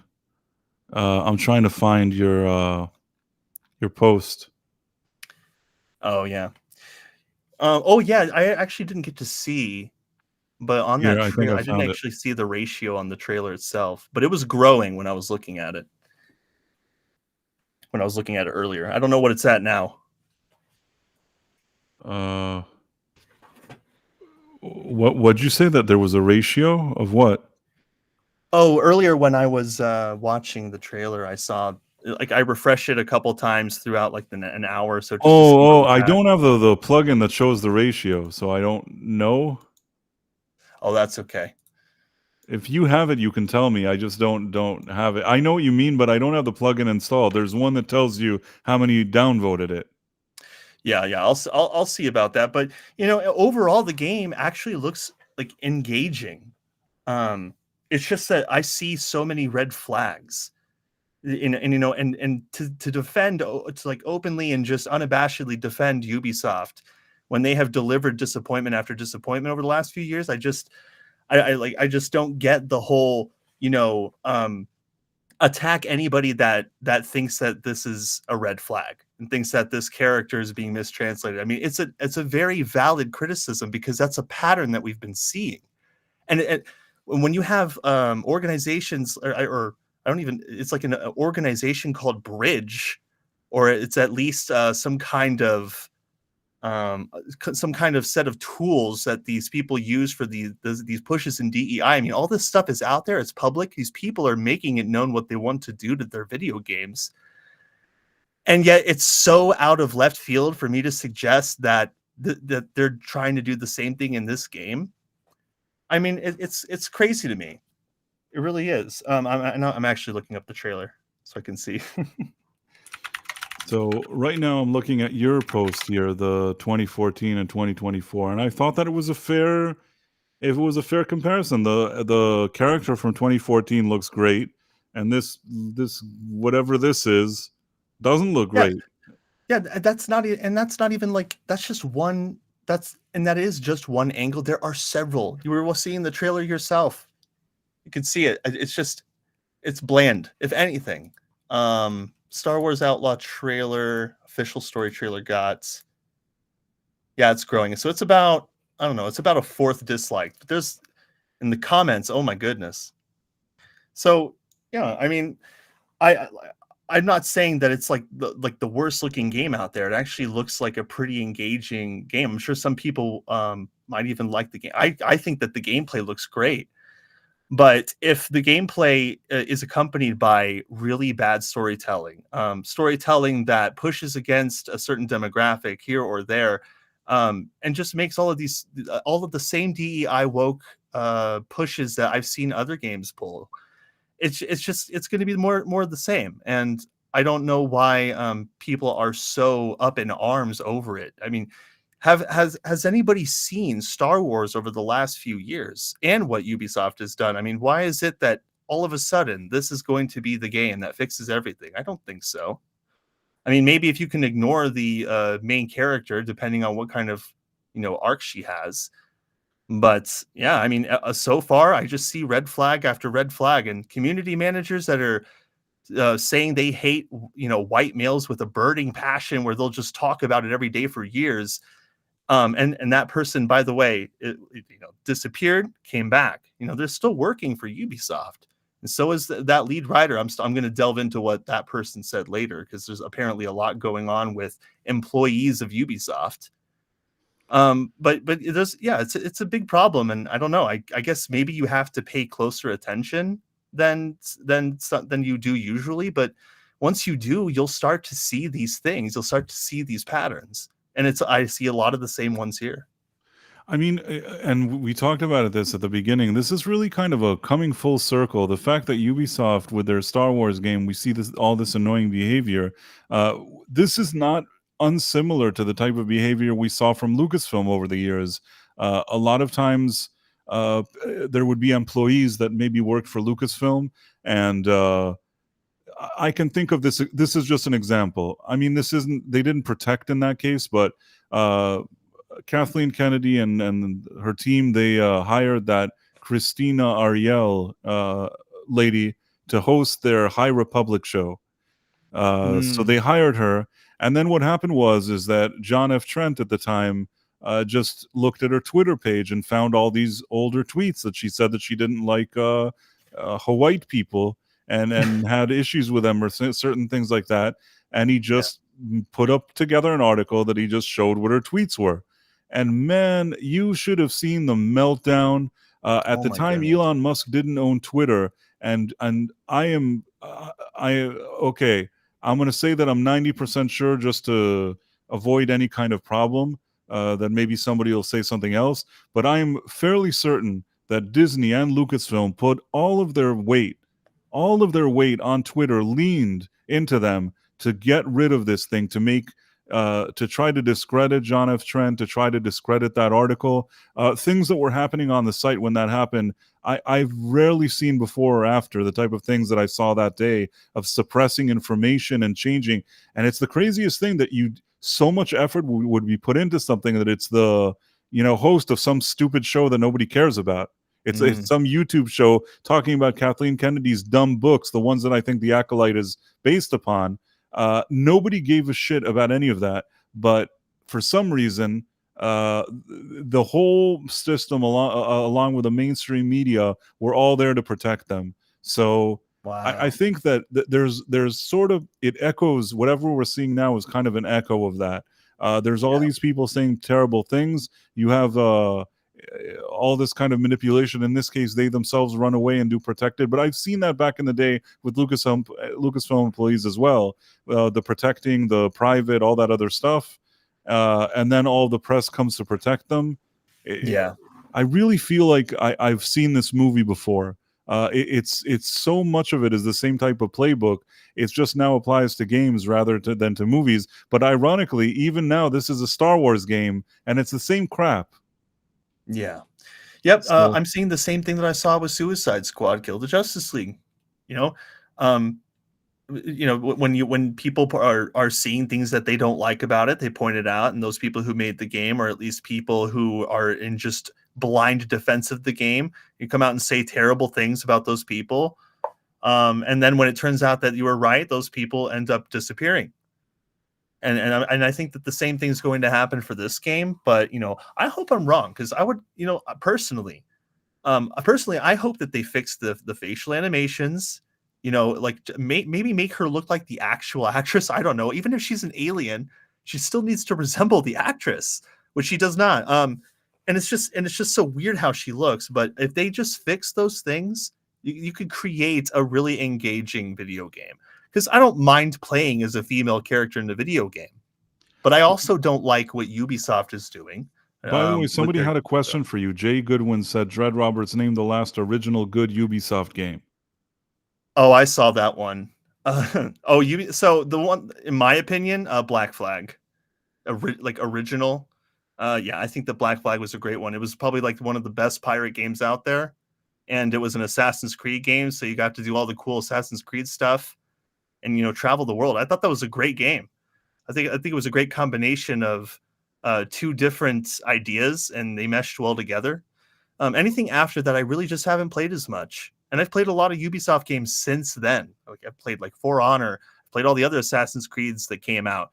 Nothing in comparison to Black Flag. And Black Flag, I think, is better than Assassin's Creed 3. But I also don't think it's as good as Ezio's Assassin's Creed story. I'm going on a tangent now, but that's kind of how I think. I think the Assassin's Creed 2 and branch offs of that game are the best ones. And I think that those are the best Ubisoft games. But yeah, that's where I stand. I think the last good one was Assassin's Creed Black Flag, and then every other game has just been either like a failed attempt to catch lightning in a bottle again.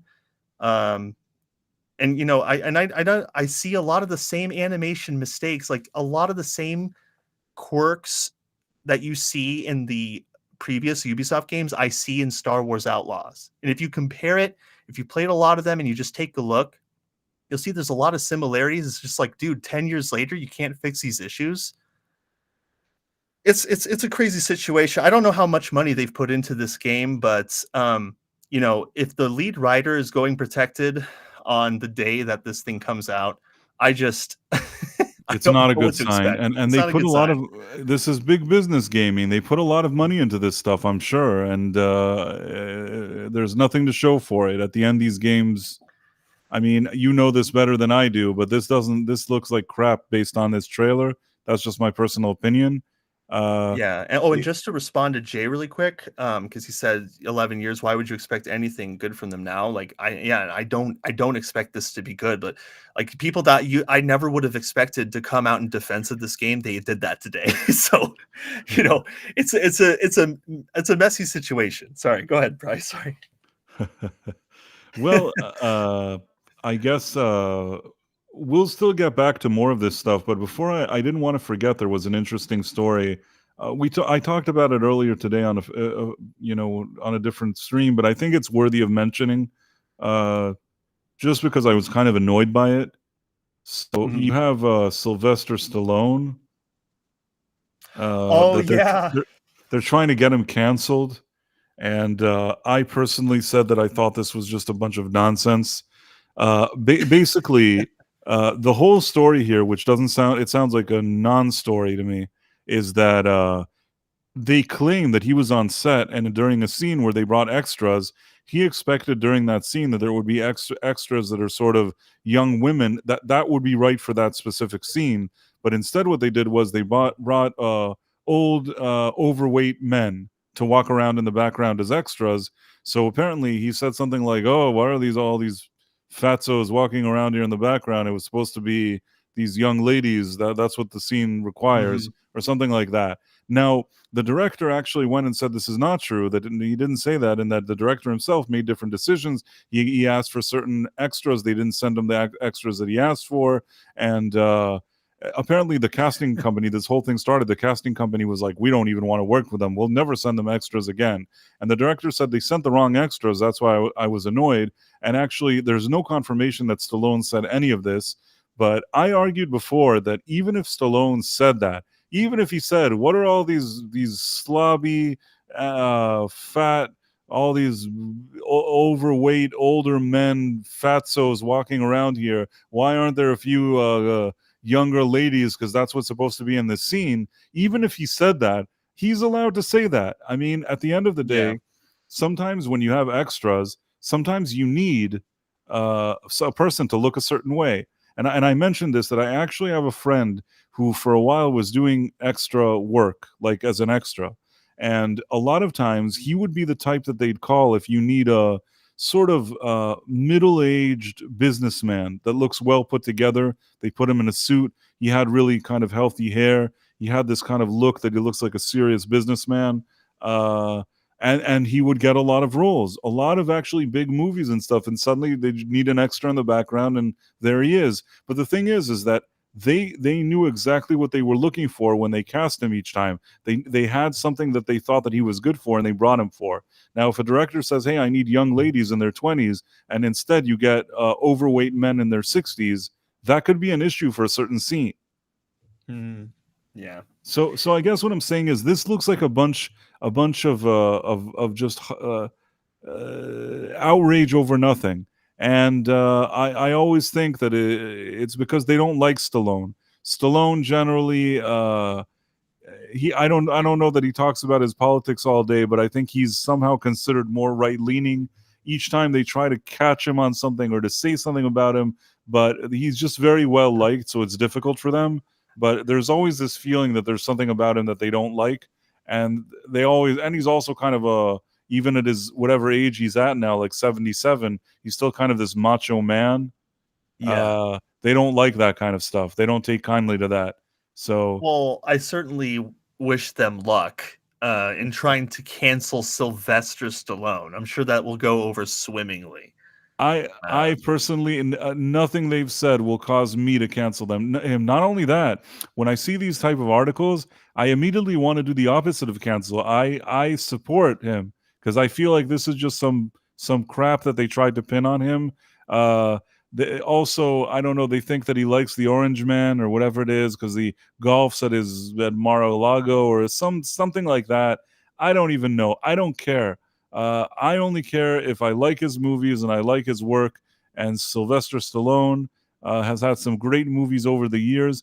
And just in general, he's likable. He's Sylvester Stallone. I don't know. Sylvester Stallone. He was great in Tulsa King, man. I really like him in that show. I like that show too, and that's another thing that some people are thinking that they don't like that show either. That show is about him being him, walking around, kind of doing whatever he does.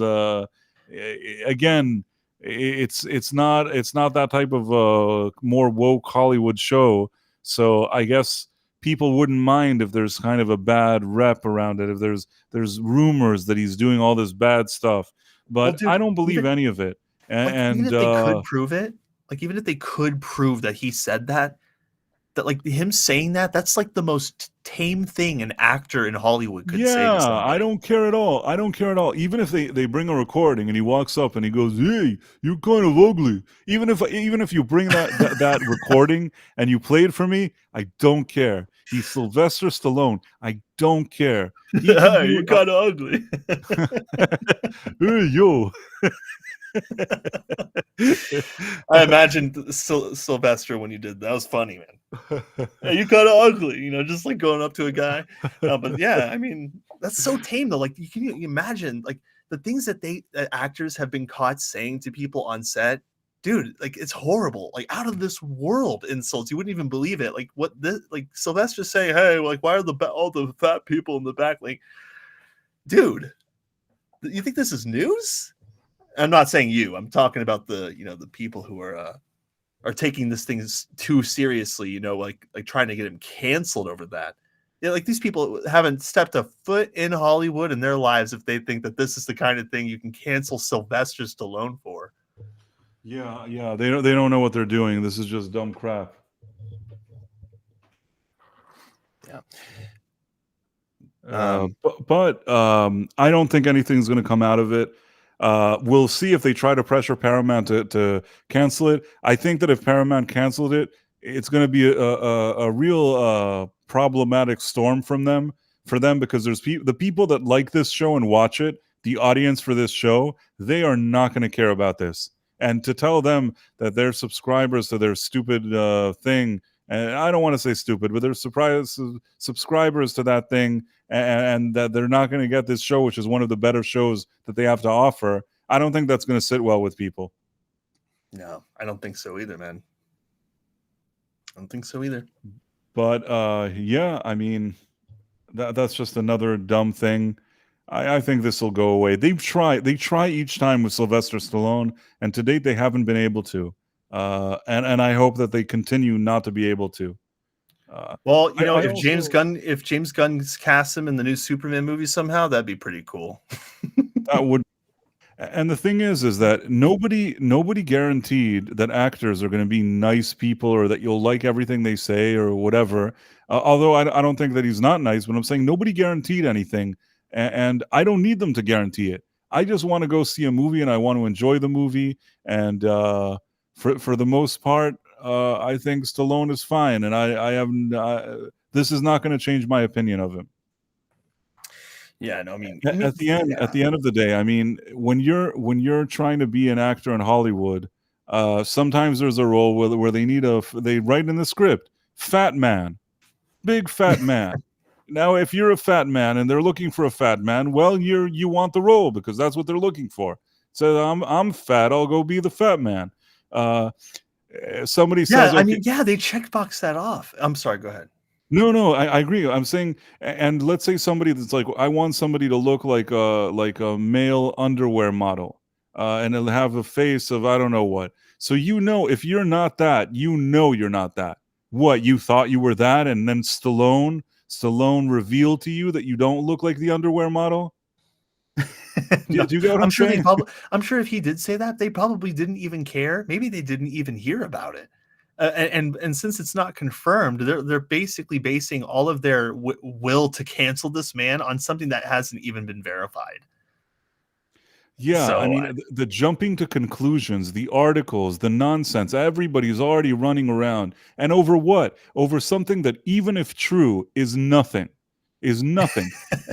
He has the right to say. I don't even think he said it, but even if he did say it, I still think it's nothing. And it seems like he thought that there would be young women who were attractive in this scene. And in this specific scene, they sent a bunch of older men who were fat. And if he said, "Oh, these guys are fat and ugly," even if he said it, it's fine. You know what I mean? It's just like, that's his opinion. He's a professional. That's what he said. yeah, fat people who knew they were fat signed up because they were fat and acknowledged it. I for a fact know that the people that he probably said that they're fatzos, they were fatzos and they knew it. And they knew it. That's really they were getting paid to be. They knew exactly who they were. They got on the scale in the morning. They saw exactly what the numbers were. They were like, "Yep, that's good." Yeah, this is not going to come as a shock for them. And when they arrived, and he said, "Whoa, in this scene, I was expecting whatever." He wanted young ladies. I think they knew that they weren't in that category. Yes. So just imagine those poor people just getting so upset over what over Sylvester said, man. Yeah, Funny. so there's that. And then you actually wanted to speak about something. What was it? You said there was another Oh, I don't know. I don't know. I don't think I have anything else really. I mean, there's a plethora of attacks against regular people over DEI stuff in video games right now. But there are so many people higher up that are pushing these ideas down. And like, honestly, every time I think that's just like, oh, how high up does this thing go? Honestly, it's probably been this way for a while. But I do think it's shocking that, there's this weird misconception about, racism and how like white male gamers are somehow a problem in the gaming industry. And that these people who are grown adults in these very prominent positions, stuff that is catered towards gamers, are just saying this stuff about them online. It is absolutely ridiculous. But they're not stopping. It's like they love it, even if the attention is negative now. But they're going to get a negative attention. I mean, that's just what's going to happen, because that's what needs to happen. These people, if anything, it needs to be exposed to the world that these people exist and are saying these things, because it's unprofessional, it's immature, it's divisive, and it's destroying the gaming industry from within. And I'm telling you, I've seen more people adopt that phrase, "vote with your wallet." I'm seeing bigger names on Twitter and on YouTube, taking action on that. They're saying that they're going to vote with their wallet, and it's like a slogan now. Someone should make a T-shirt about it, because it's what gamers are going to decide with, because it's the most accessible option for gamers right now. Everyone's like, well, there are probably better solutions than just not buying a game. But I think that if you're talking about normies, just people in general who they don't really have power in the industry, they only have their money. The more people that don't buy these games, I think that will send a big message. I agree with you. I think that I think that games are not cheap. Yep. And considering the amount of money they want for games these days, the fact that they would have such contempt for their own clientele, and they would just try to annoy them all the time, they don't deserve their money. They don't deserve the money. And like with movies, even if you go back and maybe older games maybe don't have the best graphics or whatever it is, I think I wouldn't be surprised if, just like with movies, that people today on Netflix or whatever it is, they do these surveys. They're like, most people are watching older shows, and then these kind of industry trades are like, we don't understand, why are people only watching older shows? And the reason they're watching older shows is because the newer ones are all identity politics and annoying, and nobody wants to watch them. So it's the Yeah. same with games. Maybe we'll see sort of a revival of these games that came out before this crappy era of all this identity politics, and people will just go back to playing games they enjoyed, even if maybe the graphics aren't that great, even if they're lesser than what you can do now. I mean, you were showing earlier a game from 2014 that looks more pleasant than that new one. So Honestly, you wouldn't even believe it. Like you see in the game, so you've seen the story trailer. Like those are just cut scenes, you know. So those are the Right. characters' natural movements. But if you go back and you watch Assassin's Creed Unity cutscenes with Elise and Emilio, I think his name is, or was it was like L something. I'm sorry that I'm forgetting it off the bat. It's okay. But when you have them in a scene together, it's just there's so much more talent there, and that's like considered one of the lower Assassin's Creed games, but there is so much like skill and talent in those cutscenes, like the way that Elise moves around as a character, and like just like all the animations throughout the game, very well done. And I just see it so haphazardly thrown together in this one, and I don't know if it's because they've made a crazy open world, and so they've had to sacrifice. I don't know. I don't know what they've had to sacrifice, but I just see that it's either more of what I've seen 10 years ago, but not as well done. I'm not seeing a new, crazy, exciting Star Wars game. It doesn't look not fun, but there's just a lot of problems there. It's just there's no comparison. There really is not, honestly. Like those games back then, they just did it so much better, and it shows. Yeah. I mean, I especially like more kind of retro gaming and stuff like that. And there's so many old games. I sometimes do that. Uh, I think I told you this once, or maybe I did, or maybe I didn't. I have like this kind of console that I got, that it has basically all the games. I don't want to say all the games ever invented, but if most of them were there, I wouldn't be surprised. Yeah. Everything from, I don't know, the Atari 2600 until PlayStation 2, including PlayStation 2. It has all those games. And even though some of these games, they don't have the best graphics, from time to time, I kind of put it on and I still enjoy playing them, even though they're old and the graphics aren't great. I still enjoy it. Yeah. Yeah. I was actually really it was really fun listening to you the other day talking about, how you it was way like around when we first started talking to each other, that you're very, very careful about what games you play, and you don't, and you focus a lot on your work, so it's not like you get a lot of time to play all the newest stuff. But I have to agree with you that there is something about those old games that can still be fun, and and the best thing about them is that they're accessible to kids and adults alike. So you can always go back to those old things, treat them like either a game or a board game, and have fun with your family. I'm a family guy, so my kids are always wanting to try new things. But if you pull out an old Atari, I mean, you can create some really great fun for a while, and I can't say the same for the modern day stuff. No, I mean, it has its own charm. For me, the things that I always still like, even the ones like, for example, the original Legend of Zelda for NES, for NES, I still like that game. Probably once every few years, I'll play it through from start to finish. I won't do it every minute, but once in a while, I'll do it. I mean, I've played several chapters that came afterwards in Zelda. Even the newer consoles and stuff like that.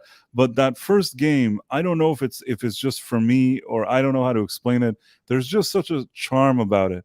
Even though the graphics, I mean, if you look at what you can do today, it's laughable. But there's something just so charming about it. And I like the maps and the gameplay. And I don't know why I like it. I mean, maybe it's weird, but I still enjoy once every few years to do a full playthrough of that game. Oh, that's great. I think you would be surprised at how many other gamers have been recently expressing, or at least expressing over the past, like, I don't know, year or so, that there seems to be this growing interest in going back to the old stuff that we used to love. And I would be very pleased that there was just a revival of gaming, because seeing so many people talk about how the old stuff was much better really brings home how bad things are now. And if those old games are a formula that works for people, I think that gaming studios should really take note, especially from opinions like yours and other people who, they don't they don't drop hours and hours into video games, but they can certainly try to make amends if they certainly have the power and the money to make amends with these with players, and just try to create a new experience. Because right now gaming is just like, it's like at a bottleneck, and it seems to be just overflowing, and most of the stuff that's coming out is not really anything juicy, it's just sudsy, and people are not getting a satisfactory experience. And that, on top of politics being so heavily injected into all of these games, and even established franchises that have main characters who just get beaten down into nothing, while these other characters that you hate just, they get put in there. Last of Us, great example. And it's just, I'm sick of it personally, but I don't think it's too late. I just want to say hi to Anti-Derivative Jill, who's my friend. She hit 1,000 subscribers on her channel today, and wanted to congratulate her. Oh, congrats. And then somebody also wrote here, it's somebody called Cognitive Nomad. It's just great to get away from internet-burdened gaming. No microtransactions, no ad pauses, and co-op requires a couch with snacks and friends. Agreed. And by the way, I have another confession that I recently played in one of those, in that console with the retro gaming. I played Duke Nukem. Hey, I don't know if that's considered bad, but I kind of... You are a real one. No, man. Duke Nukem's a classic. Yeah, I mean, goodness gracious. I think it's cool that you've played that. I actually know many people I've gamed with for years who've never even touched it. Yeah, no, it's so cool. I mean, listen, I think that probably within the next year, I may refresh and get a new console, and maybe it's oddly, I don't know what games I would play now, because everything I see that you show me looks like crap to me. But I feel like maybe I can still make up some lost times with maybe games that didn't come out this year, or even the past 3-4 years. Maybe older games that I missed that maybe I'll enjoy. I'm willing to do that. Well, you know what? Funny enough, as horrible as the things that one specific community manager has been saying, I think that Helldivers 2 is a really fun game, and I enjoy playing it. And a lot of people play it, so it's not hard to find matches in that game. If you're willing. If you're willing to either play on, I think it's on PS5, and Steam, but yeah, I think that's a good game. The thing about gaming is that there's a lot of bad ones, and it seems like the good games are more exceptions than they are the rule these days. I also heard a lot of good things. Okay, guys, you two, Price. I don't know if you like samurai games, because I'm a big I Ghost of do, Tsushima guy. yes. Oh, fantastic! So Shinobi. Yeah, Rise of Ronin came out, and apparently it's like a dual protagonist, like open world samurai game. And apparently people really love it. It's got a really great mechanics, beautiful graphics, open world. That's a really good one. There's some good games out there. It's just that there's so few of them now. It's like, so when you know that it's a good game, like, it's the talk of the town, because there's just not many like it now. I understand. But yeah. Well, I'll consult with you. And you'll also have to make sure that I don't play too much. I told you one of the reasons that I kind of stopped with gaming is that I felt that it was taking up a lot of my time, and I was trying to do other things. and I don't know. Somehow, when I distanced myself from it, I was never able to step back into it because maybe I always knew that if I do it, maybe I'll devote a little too much attention to it. But you know what? I think that at this point I could probably control it. So who Well, knows? you certainly have, you have people, and not just me either. I know we know quite a few people who know their games, who know what's fun, So I think that you'll get some good pointers. And again, the fact that you've played Duke Nukem, that's just so funny, dude. I know people who've just never even bothered, but it's such a classic game. It's spawned a lot of shooters. So I see that people in the chat are saying what would happen if they remade Duke Nukem, that they would kind of do a lot of swapping and identity politics. Some of the stuff in this chat I can't repeat, but I understand that people are having fun with toying with ideas of how they would remake this game, and none of the things that they're saying sound good to me. Although they're probably right.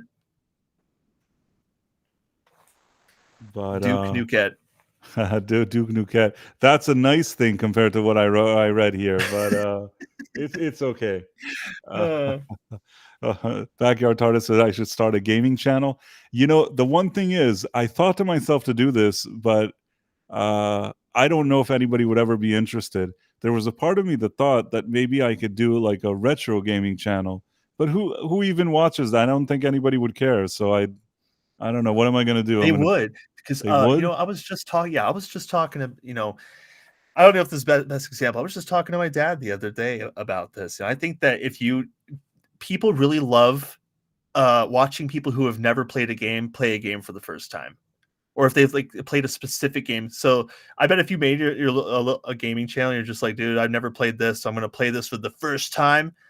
People would watch because they can just see you make all their mistakes. See, what happens is a lot of times you see ladies that look nice, and then they have a YouTube channel, and they say, "This is my first time ever watching Superman. I've never watched Batman. This is my first time watching Gone with the Wind. My first time watching The Godfather. My first time."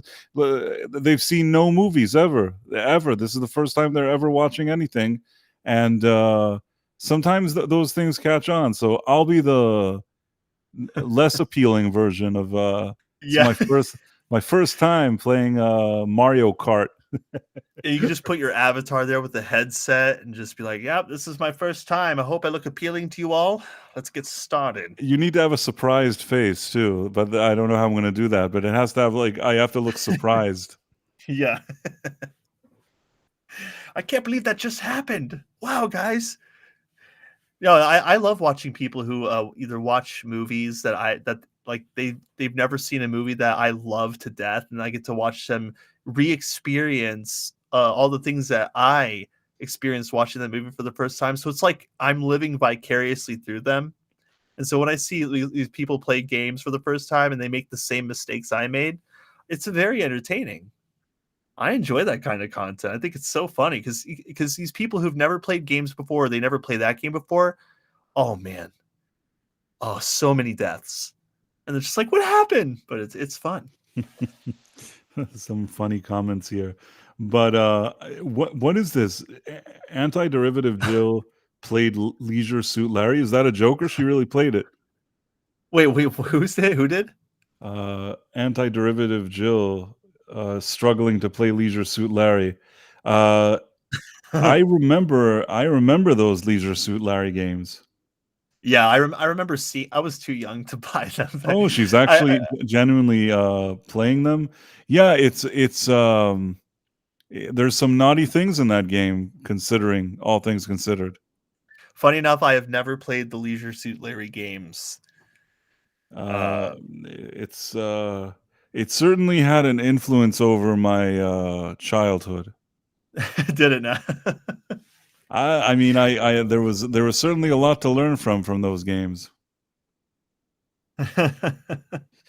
Oh man, yeah, I remember picking. So I've never played it, but when I was a kid, I used to live in South Korea, and at the little PX on base, they'd have little games that you could buy.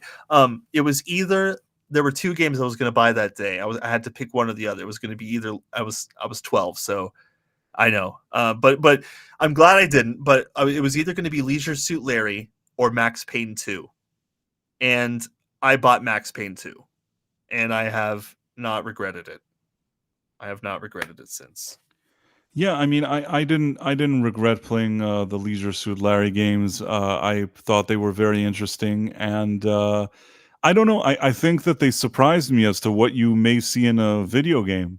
They really pushed the envelope, so to speak. So that was okay, if I recall correctly, and this is from pure memory here. I don't even know if I'm correct, but I remember that game not even being rated M for mature, but that it was like rated A, like for like AO for adults only. Yeah, and the truth is that it's not that any family member bought me the game, but in my neighborhood, somebody had it, and we made copies, and somehow I was able to play that game, and it felt it was very sneaky that I was able to play this game. And I don't think I think probably I played it only if there was nobody around, because I think that if I had played this game and there were other people around watching me play it, I think that they'd be surprised that that was the game that I was playing. From what you're saying, from what you're saying, it sounds like you can't just sit with a friend and play this together. I mean, maybe if a friend was there and nobody else is home, but there was something. It's naughty. I mean, you're basically spending the night with ladies and things like that, and I see. I don't know, ladies of the night. I don't know. There's just I haven't played this in a while, but I certainly remember that there were. It was a very envelope pushing game. Oh. Somebody here, by the way, in the chat was disappointed that you've never played it. Yes, and it was Jay, and Jay corrected me, said there were no game ratings when Leisure Suit Larry came out. So yeah, okay, so yeah, my memory is probably not all there. Maybe I'm a little crazy, but yes, but you know, like okay, here was the thing: they were both $20. I had been saving for a few weeks, and it was either one or the other. And dude, that Max Payne 2 cover looks so sick. Okay, I had to choose. Had to choose. No, it's fine. It's fine. I listen. I don't blame you. I'm just saying that was a good game for me to have. I am happy that I had that. It's sort of I have fond memories of playing that game. That's good. Yeah. And that is so funny, you know, just sitting there like trying to sneak to find a good time to play it. Isn't that something, you know?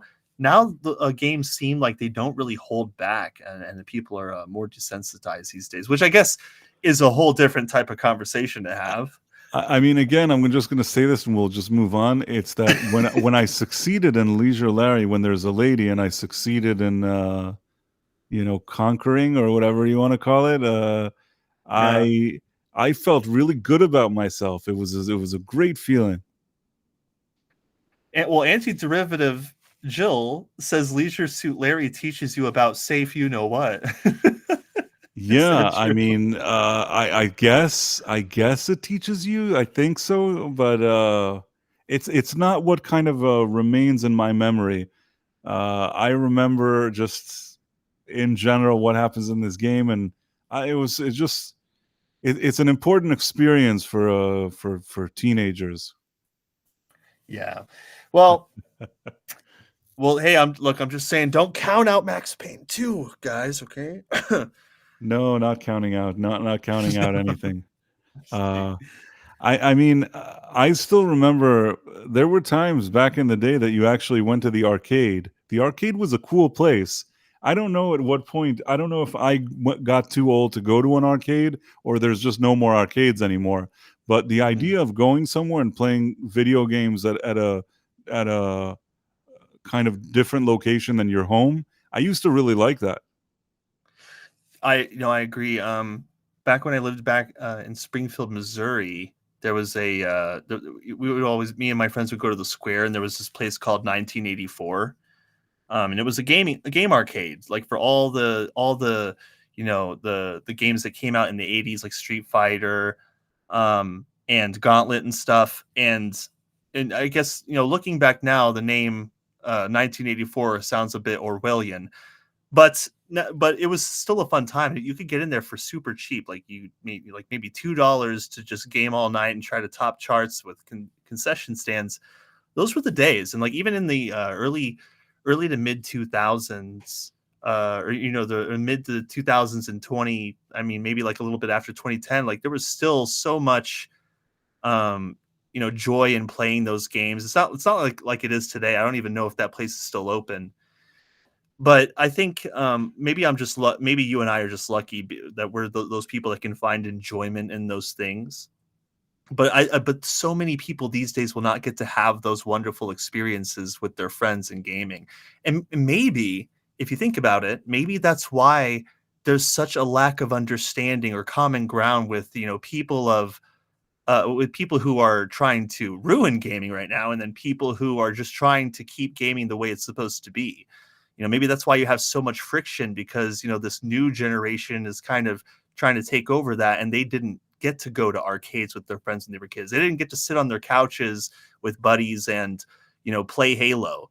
They play by themselves, with headsets and phones, and they get overcharged for literally everything, and then don't collect any physical media. And of course I'm kind of going on another thing again. No, but go ahead. But if for example, Star Wars Outlaws, the collector's edition, $169 for basically nothing, a few extra missions, some skins. That's like almost 3 times the price of the game for just a few little in-game items, maybe a soundtrack.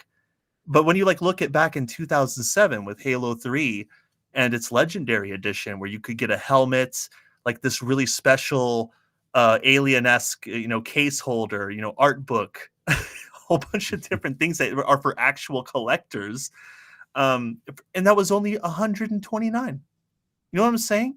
And that came with the game too. And so there's just it's gaming is just so different than it was back then. But whoever are in charge now, they don't want to acknowledge that, and they it's all live service and make all women ugly, and people who say that they're not trying to make women ugly, I hate to break it to you, but Xbox, they just said, well, not Microsoft, they said themselves, they sent guidelines out to studios, said make women ugly. Okay. I mean, you can't make this stuff up. They're saying this themselves. And so I just think the gamers should open their eyes to these things and, make an informed decision based on what they see, because, these games, these people are trying to say awful things and do awful things to both the games you grew up with and with future games. Like they're trying to politically inject it with like anti-white male hatred that is on an unfathomable scale of hatred. Okay, just look at what these community managers say. And that is, I'm going to go ahead and end my tangent there, but no, it's okay. Go on. But definitely just pay attention. Support indie games. Like I see so many people in my comments saying support indie games, vote with your wallet, don't buy these AAA games. You know what? Helldivers 2, it's basically an indie game. It's not like the craziest game out there, but it's pretty innovative with the way that it engages with players, and it's cheaper than mainstream games. Okay, so there is potential for success in the indie game space, and you could potentially find games that are more fun than the mainstream games. Like, what if Star Wars Outlaws turns out to be a complete mess? Well, there are still many indie games that are not being talked about by Kotaku. Okay, Kotaku's out there defending Star Wars Outlaws right now. That's also a red flag. Okay, because they've been historically wrong about everything. But yes, even if this game fails, you'll still have a great backlog. All right, Jedi Survivor still exists, and if you're a real Star Wars gamer, Jedi Outcast, Jedi Academy still exists, and people still play the crap out of multiplayer in Jedi Academy, believe it or not. All right, just the other day, I was in a server lightsabering battling it out with some people. And by the way, that game has way better lightsaber mechanics than the Battlefront remake. Okay, I'm done now. No, I agree with you. And I think that more people are going to be looking towards older games or indie games or everything is changing. At the end, you can only annoy people. You can only annoy your customers so much, and I feel like we're going through a change in all the different fields, whether it's comics, whether it's gaming, whether it's TV, whether it's movies. I feel like a lot of these decisions that these companies have made, a lot of the DEI stuff, has really taken its toll on their products, on whatever they were trying to sell, and it really kind of laid the groundwork for other people to come in and to do something different. And we see this even in our own circles. Everything. One might argue that the comics is what was the first one with Comicsgate that started the whole thing, and now you have people releasing their own comics and doing and succeeding with them. That's just one thing. You have Critical Drinker; he's working on an actual, really a movie or a short movie or whatever it is. Dude, People that are movie now looks going. good. Yeah, going to the next step and saying, okay, I don't like what I'm seeing here. Now I have the resources. I'm going to do something better, and I really like that. That's why when I see that kind of stuff, I'm always kind of supportive, and maybe this will be a good thing to end our stream on. Is that I know that not everybody may like. People think I'm not personally. I wouldn't say I've interacted with him a few times. I'm not personally. Wouldn't say that I'm friends with Eric July. I don't know him like that. But I will say that I like the fact that he was trying to do something different, that he said, hey, I'm going to open my own company. I'm going to do this thing. Now, some people will say, well, I didn't like that first comic of his. I did like it. I don't like it. And I think that legitimate criticism is totally fine. It's just that, and that's part of what people were arguing with me on Twitter today, that I just feel that sometimes I see people that are extra motivated to try to sort of talk negatively about him or try to embarrass him or something like that. And sometimes when I see somebody that's so over the top trying to embarrass him, I start thinking that it just doesn't. It's not. I don't think it's right when it comes to camaraderie in general. We're all trying to do something different, and if somebody is doing that and doing his thing, then people should be more supportive. Even if you like it, you don't like it. I think there's a nice thing that you could be supportive of people. And I didn't say that I didn't like it either, but I'm just saying that people are allowed to like it and not like it. I just think that it would be nice, and it doesn't only apply to him. It would be nice if all these people in our circles were nicer to each other, because when you see these kind of inner bickering, I don't think that it reflects nicely on anybody. Yeah.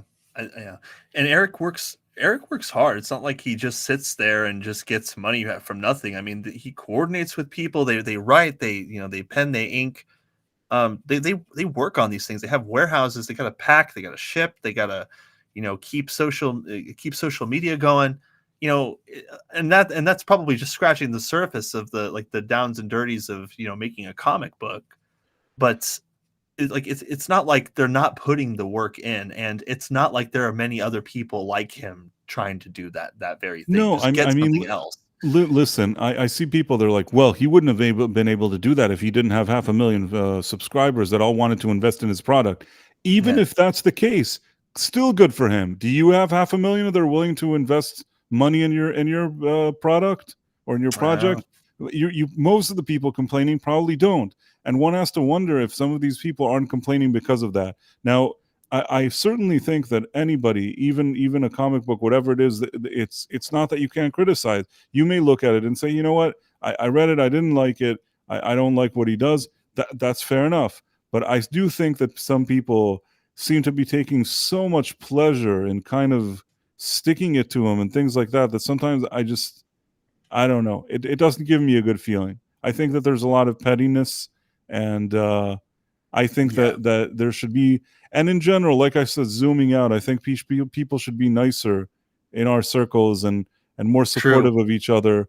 And it doesn't matter. Sometimes there's a person that maybe they have a YouTube channel and maybe they make videos and they don't speak to me personally, but I still wish those people well. I could sit and nitpick and say why I don't like or don't prefer their videos, but what does it matter? It's not. It doesn't help me in any way. Why would I sit around on Twitter and say, "Oh, I didn't like this video. Look, I didn't like it." What does it matter? I mean, people do different ththings. Sometimes somebody likes one thing, somebody and another person that same thing they won't speak to them. So I think the Yeah. idea is that we're all, you know, we can all kind of support each other in a nice way, and we don't have to all tear each other down. I was trying to make that point earlier today, but I seem to attract. It was like kicking a beehive. I seem to attract a bunch of weirdos, and at some point, I think I just stopped answering them because I was just tired. Yeah, yeah, but and now you don't have to respond to them ever again. Or maybe you might. Yeah, and I know people are now mentioning another person, and that person I probably know. I don't know him well either. I mean, I probably have interacted with Eric July more than this other person that's being mentioned in the chat. I think that there's room. This is just my 2 cents. Is that there's room for everybody, and that everybody should work on getting along, and Yeah. not this kind of bickering. I know maybe it's easier said than done, but for so many years we were against certain corporations and certain forces that were working against us, and for it to kind of for us to all sort of be in these groups that don't get along at this crucial moment in time, I don't think that it serves the greater good, or whatever you want to call it. No, it doesn't. People are laughing at the situation from the outside in. You know, they love when there's division and infighting because, you know, it means that they can continue to do the things that they want to do unopposed because everyone else is so busy trying to destroy each other from the inside. So you don't want that. Dreadroberts, you seem to have somebody saying hi to you, which is Raquel SSG2211. I don't know who that is, but Hello, Raquel. But Hello, Super Saiyan Raquel. Raquel is impressed with Dreadroberts. That's what I can tell. Oh, well, hello. Actually, hello to all you guys talking. I've actually been reading all the chat. Like some of the things are that people are saying are so funny. Yeah, you guys are great, and also hello. Yeah, thanks guys for being in the chat. So many great people here, and let's see. Anti-derivative Jill says, "I think that the right way to think about it. I think that's the right way to think about it. Even if I have trouble with someone, I never want somebody to take sides. Either like what you like." And yeah, I agree with you. I think I just don't enjoy seeing the type of bickering I see around here. I think it's unnecessary, and I will say that some people sometimes it's a two to tango situation, but there are certain people that seem to be doing it more than others. I'm not trying to point fingers. I know some people like these people, some people like those people, but I think that the goal should be that we're not kind of trying to take a dump on each other every second. Yes. Oh yeah, I know. And people really love doing that too. But man, and I've seen more of it over the past year, which is sad because there were people that were all friends, and to see them all kind of argue with each other and not get along, it kind of it takes the wind out of the sail of something that feels like such a positive. I don't know if to say a positive revolution or whatever you want to call it. I don't know if that's even a positive movement. And to have that kind of puts a damper on it. So I don't like that damper. But again, my opinion, I was just trying to sort of end the stream in a way that feels that we can sort of. It's kind of philosophical, I guess, and I sounded snooty and like a douche, but that happens sometimes too.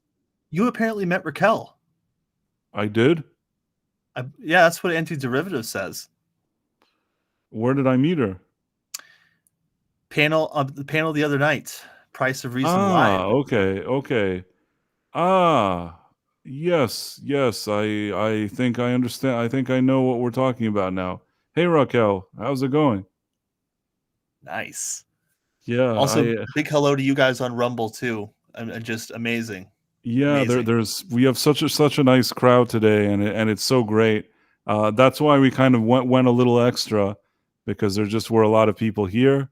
But I think we're sort of reaching that time of night where, maybe we kind of wrap things up. First of all, if you're enjoying what we're doing here, if you're on Rumble, make sure to follow. And not just me, follow also Dread Roberts. If you enter Dread Roberts, you'll see his channel. It's DreadRoberts. And I recommend, if you're on Rumble, you should follow him. If you're on YouTube, you should follow him. Same with me. If you're listening on YouTube and you're now on Price of Reason Live, this is sort of a channel for live streams. So and it's relatively new. So if you haven't already subscribed, you could do it. It's certainly helps me out. It's nice. We're trying to, get more people to know about it. So anything you can do to help is great. The same thing on YouTube. I said that you have Dread Roberts also there. DreadRoberts. And of course, my regular main channel, Price of Reason, is also there. You can follow any of these, really. Yeah. I mean, you could go the Pokemon, Pokemon plan and just collect them all, or you can, do here and there, just pick and choose. Yes, and also Raquel. Yes, I'm. Thank you. Yes, Plato is my creation, and he's going through some improvements. And yes, I do know Super Saiyan stuff. I was a DBZ kid. Like, I used to stay up till midnight watching that stuff. Oh man, crazy stuff. Oh, and also to add to what Price of Reason says, I don't know why I called you by your full thing. I usually just call you Price, but anyway, it sounded very official. I know, right? So yeah, we are here. He and I do this every week, Tuesdays and Thursdays. So you can always catch us here. Even, like, regardless of what kind of content we're doing during the day, we always love to come together every week and talk about everything that's happening throughout the week. And it's a nice, chill vibe. We're trying to get an intro in the works, and make this stream fun. Price has been doing such a good job, so please, by all means, just follow him as well. Follow him on social media. He's in tune with what's going on with Hollywood, and it's really good information. And he has great takes on movies coming out, and he works so hard. He put this whole thing together. He invited me onto this, and I couldn't be more thankful just to be here on the stream, because it seems to have garnered people's attention, and it's nice to be able to talk about these things with other people who like these things. So definitely give him some grace and throw him a follow. It is much deserved. Well, and I will use.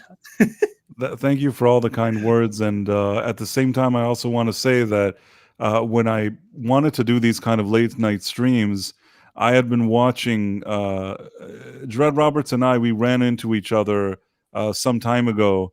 Our paths crossed. I think it was a Ninja Turtles situation where some studio was angry at me, and I had then watched some videos of his, and we kind of became acquainted. And over time, I continued to sort of watch his videos, and I think from occasionally he would watch mine.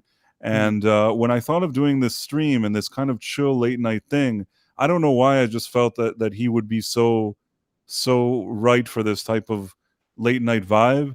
And until now, it's just been so great. And a lot of people seem to be enjoying it, and I'm enjoying doing it. And we're going to continue to do this Tuesday and Thursday. I saw that Backyard TARDIS mentioned here that he does a rewatch stream with me on Thursdays, and that is absolutely correct. Yeah. On Thursday at 10 p.m., we do a Quantum Leap rewatch stream where we look at the original series, classic episodes, and we rewatch them together. And Backyard TARDIS is also just a good personal friend of mine. He is one of the most interesting people that I have met online. Wow. He's the only guy I know that's a minister, a locksmith, a rancher, consultant to the sheriff, and an expert in science fiction. I don't think you'll find a combination like that either anywhere. And he has a ranch where he raises his own goats. This is all true. Mad respect. And again, like, it's just crazy. You guys are on those streams. on Thursday, I just think it's amazing that, somebody who can do. I've tried it. I've tried doing back-to-back streams, but seeing Price just go on, on stream to talk about Quantum Leap, and then coming right over here to talk about other stuff. Whoo, man's on fire. It's on fire. Well, everybody does whatever they can, and somebody was asking here if the Teenage Mutant Ninja Turtles, it was a euphemism for something else. No, what happened was, not that it's very interesting. I'll just say this, and then we'll wrap it up. I had seen the movie, an advanced screening, and it was my impression that the character of Splinter had been made an LG character, and what happened is that the marketing material for the movie, which I started researching, suggested this as well. So in my review, I just mentioned what I saw in the marketing material and what I thought I saw in the movie, which I saw an advanced screening of maybe a week before it came out. What ended up happening is that the studio came out and said that these reports, which all started, I started the snowball effect because I was the first one that saw it and made the video. They said that it was false, and that they had never intended for that character to be LG, and that the marketing material that suggested otherwise was they made a mistake in the print or something like that. Again, very weird stuff. He said you go on a stream before that. What'd you say? You said you go on a stream before that stream too. That is true. I actually I go on Midnight's Edge After Dark, then I go on Quantum Leap Revisited, and then I do the Night Owl. Today, this is also, I did like 3 in a row. But it's okay. Gosh. This one is actually the most chill one. And in regards to that Ninja Turtle thing, the studio basically was trying to find a way to discredit what I was saying, but they were in a difficult situation because they needed to explain that they never intended to make the character LG, and at the same time, there were people from that community that were getting upset at them. So the whole thing was just funny to watch, and I don't know why in the middle of all of this, I was basically called an istinophobe, and all I said was what I believed I saw in the movie. I didn't even, yes, I said that I didn't think it was right for the character, and I didn't think it was a good idea, and at the end, somehow I became the scapegoat for it. But well, that was an opinion. You can't have those. No, can't have an opinion, I guess. No, But you can't. It is what it is. And you know what? I am very thankful for that incident because I think that it opened a lot of doors. Even us sitting here now doing this is tied to that incident. So the fact that they came and attacked me, sometimes even when something bad happens, something good comes out of that. Yeah. And on that very positive note, I want to thank everybody here. There's so many great people. Whalum, Anti-Derivative Jill, Backyard TARDIS, Tornadoes. I'm trying to see. There was Mr. Marks for Fox. 7, Emperors, Dempsey. I'm sorry if Raquel. If I missed somebody, I apologize. But it's so great to see everybody here. And Mr. Fox, Elijah Fire. That's pretty cool. Elijah Fire. Yeah, that's a cool name. Cognitive Nomad, I mentioned it before. Jay Goodwin. We had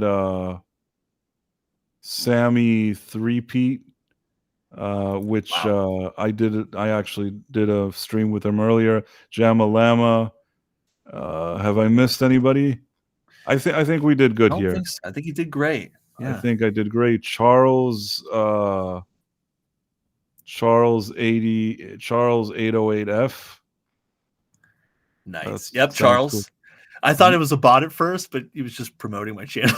Yeah, that was nice of him. Your prod, Adam Gray, Vex. Oh, so here. Boosh Vex McFadden. Electronic. Yeah, Boosh. Your prod's my brother, so it was nice of him to pop in. Oh, he produces nice. music. Brother Roberts. Brother Roberts. Yeah, brother. Dread Roberts. And Stephen Mack, Vex, we said Eraserhead, Adam Gray, a lot of great people here. If I missed somebody, I apologize, but it's been such a pleasure hanging out. This may be our longest show yet, but we've had a lot to talk about. I guess now we can just go our own ways. Have a good night, everybody, and we'll see you here on Thursday. Yes, you'll see you Thursday. Thanks, guys, for showing up tonight. Big Ne- fun. And now let's just check that the stream really ends. Let's check it. Let's see if that Yeah, happens. let's see if we really do it. Backyard TARDIS. If it isn't, let me know. It doesn't end.